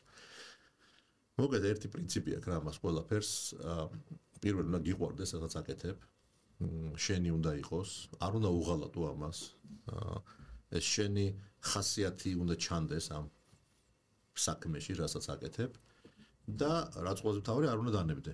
იმიტომ რომ ამას მოყვება ყოველფეხის ნაბიჯი დიდი სირთულე. არ უნდა დანებდე. დღევანდელი განმოსახედიდან რისთვის მოხვედი მამკა? როგორ ფიქრობ? აკა? არა, საერთოდ. აქ მოვედი, იმიტომ რომ გაგიზიარო ჩემი აზრები და საერთოდ რომ და გამოარკვიო რისთვის მოხვედიო. ამ ფენაზე რისთვის მოვედი მე პირადად? მე ვფიქრობ, რომ რისთვისაც მოვედი, იმას ვაკეთებ. 5 შვილი მყავს, შვილიშვილები, ყველა აქ არის, ეს ქვეყანა მიყვარს. ბევრი სამუშაო ადგილი შექმნილი და ძალიან ბევრი მილიონერი შექმნილი ჩემ გარშემო, არ ვიცი. წერია იმ წიგნში, აღწერილია როგორ ერთ დღეში როგორ გავხადეთ 200 კაცი მილიონერი ოფიციალურად. როცა ბანკის აქციები დაურიგეთ მენეჯმენტს და ეხა გაცილებით მეტნი იქნებიან. მე საერთოდ მახარებს ჩემ გარშემო სიმხიარული რა, მარტივად ვთქვი, ესეთი ადამიანი. ბავშვობიდან აი ეს თავყრილობა მეგობრების თუ რაღაც სუფრის თუ ქართული სიმღერის თუ რაღაცა ეს მახარებს, როცა ყველას უხარი. და მინდა რომ საქართველოშიც ესე ყველას უხაროდეს მარტივად. ესე უყურებ ჩემ, ასე ვთქვათ, მისიას. რაღაც ეტაპზე გაკეთებული მაქვს, ეხლა უფრო დიდ მასშტაბზეა საუბარი. დარწმუნებული ვარ, რომ მივახცევ ამას. და სხვა, ასე ვთქვათ, ჩვენ იმედია მომავალში, ჩვენ დიალოგში უკვე შედეგებზე ვისაუბრებთ. უკვე პოლიტიკოსმა რას მივაღწიე. დღეს უკვე 200,000-ზე მეტი ამორჩეველი ყავს. 5 წელიწადში 0-დან დაწყებული და არაჩვეულებრივი ახალგაზრდები. და მე ეს მახარეს 5 წლის წინათ ირაკლი კუპრაძე და საბა ბუაძე და თაზო დათონაშვილი და ლანა გალდავა და იგივე გრიგოლ გეგელია და ვატო სურგულაძე და ეს ჩამოუთვალო. ხო, ესენი დამწყებია დღეს ისინი გამოდიან და პოლიტიკაზე გესაუბრებიან და დისკუსიაში არიან და თავის ფოლის ხო და უამრავი ესეთი უკვე რეგიონებში და ასე. მოკლედ რის თქმა მინდა რომ როგორც ბიზნესში ძალიან დიდი პერიოდი ჭირდება რა break even-ის მიღწევას, ჩემ შემთხვევაში ეს იყო აშუალოდ 7 წელი, 7-დან 10 წლამდე, არ ვიცი არ ეგონოს რაღაც სწრაფი ფული კეთდება სადმე. არსად არ კეთდება სწრაფი ფული, შეიძლება კეთდება სწრაფი ფული, მაგრამ ეს ბიზნესი არ არის.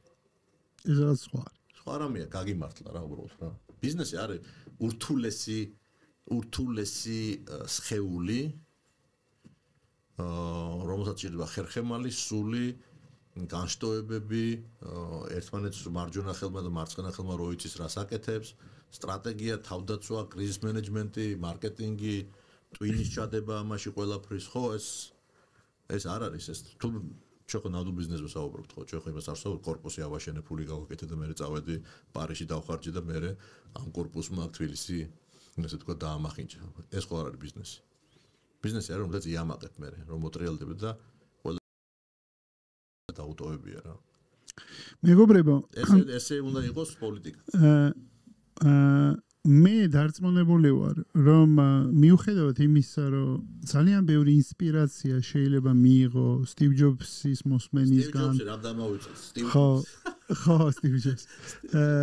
სტივ ჯობსის მოსმენისგან, ან ილონ მასკის მოსმენისგან, ან სხვა ადამიანების მოსმენისგან, მაგრამ რეალურად მამუკა ხაზარაძე და სხვა ადამიანები, ვინც საქართველოში შექმნა ბიზნესი, არის ის, ვინც დაგეხმარებათ, რომ რეალურად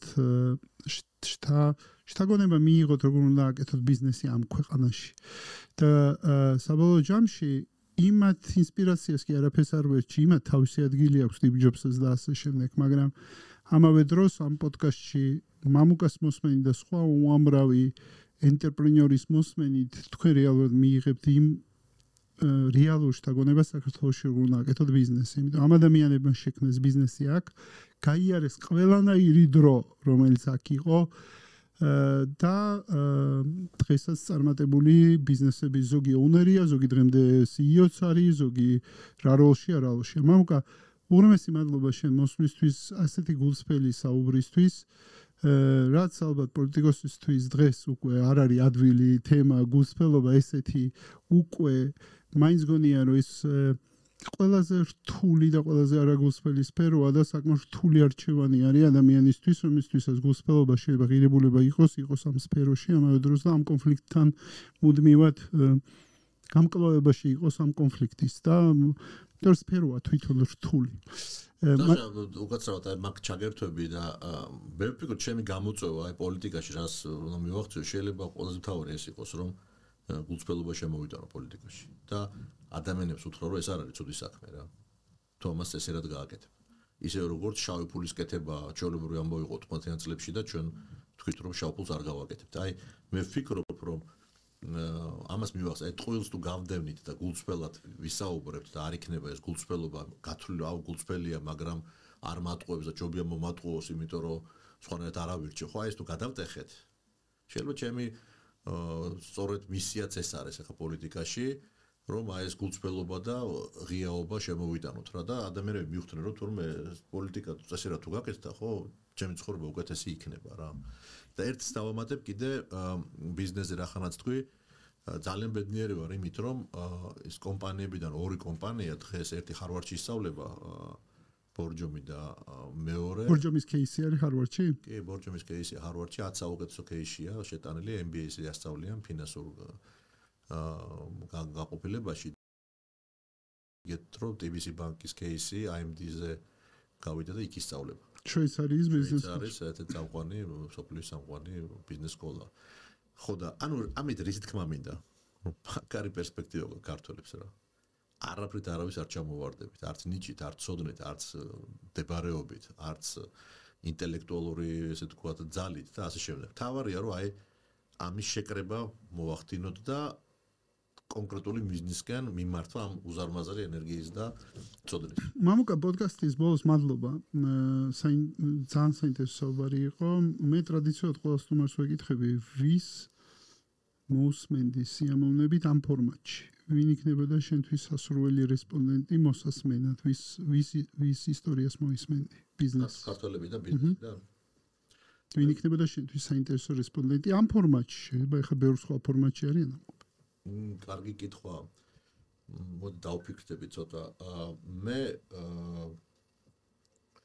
მოვისმენდი, ეხლა შეიძლება სახელი და გვარი არ ვიცი კონკრეტულად, მაგრამ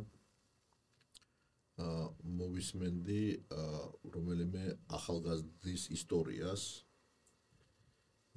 და იმ კუთხით მოვისმენდი, რომ რამ შეუშალა ხელი, რომ ის იდეა წარმატებული ყოფილიყო, იმიტომ რომ ბიზნესმენი იბადება მაშინ, როცა წარუმატებლობას განიცდის. და არ მაშინ, როცა წარმატებას აღწევს. ჩემი წარმატება ყველა წარუმატებლობის შედეგად მიღწეული ამბავია. რას ქმნის წარუმატებლობა ბიზნესმენის ცხოვრებაში? აი ზუსტად იმას, რაც შენ თქვი ლურჯ ბერეტებზე, თუ მწვანე ბერეტებზე, როცა წყალქვეშ დაგესხმებიან თავს და ორი შანსი გაქვს, ან უნდა ჩაიძირო და ფეხით დაჰკრა და ამოხვიდე, ან უბრალოდ დაგახჭობენ რა.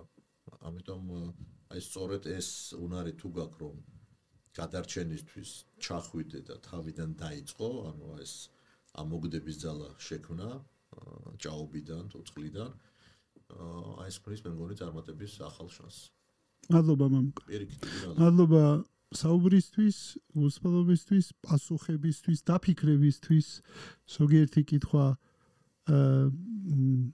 ემოციური ადამიანი ხარ და გეტყობოდა რომ ჩაღრმავებას საჭიროებდა და შიგნით მიდიოდი პასუხებს ეძებდი და მაგისთვისაც მადლობა და წარმატებები ახალ პოლიგონზე და ახალი იდეის მშენებლობაში. დიდი მადლობა წარმატებებით თქვენ.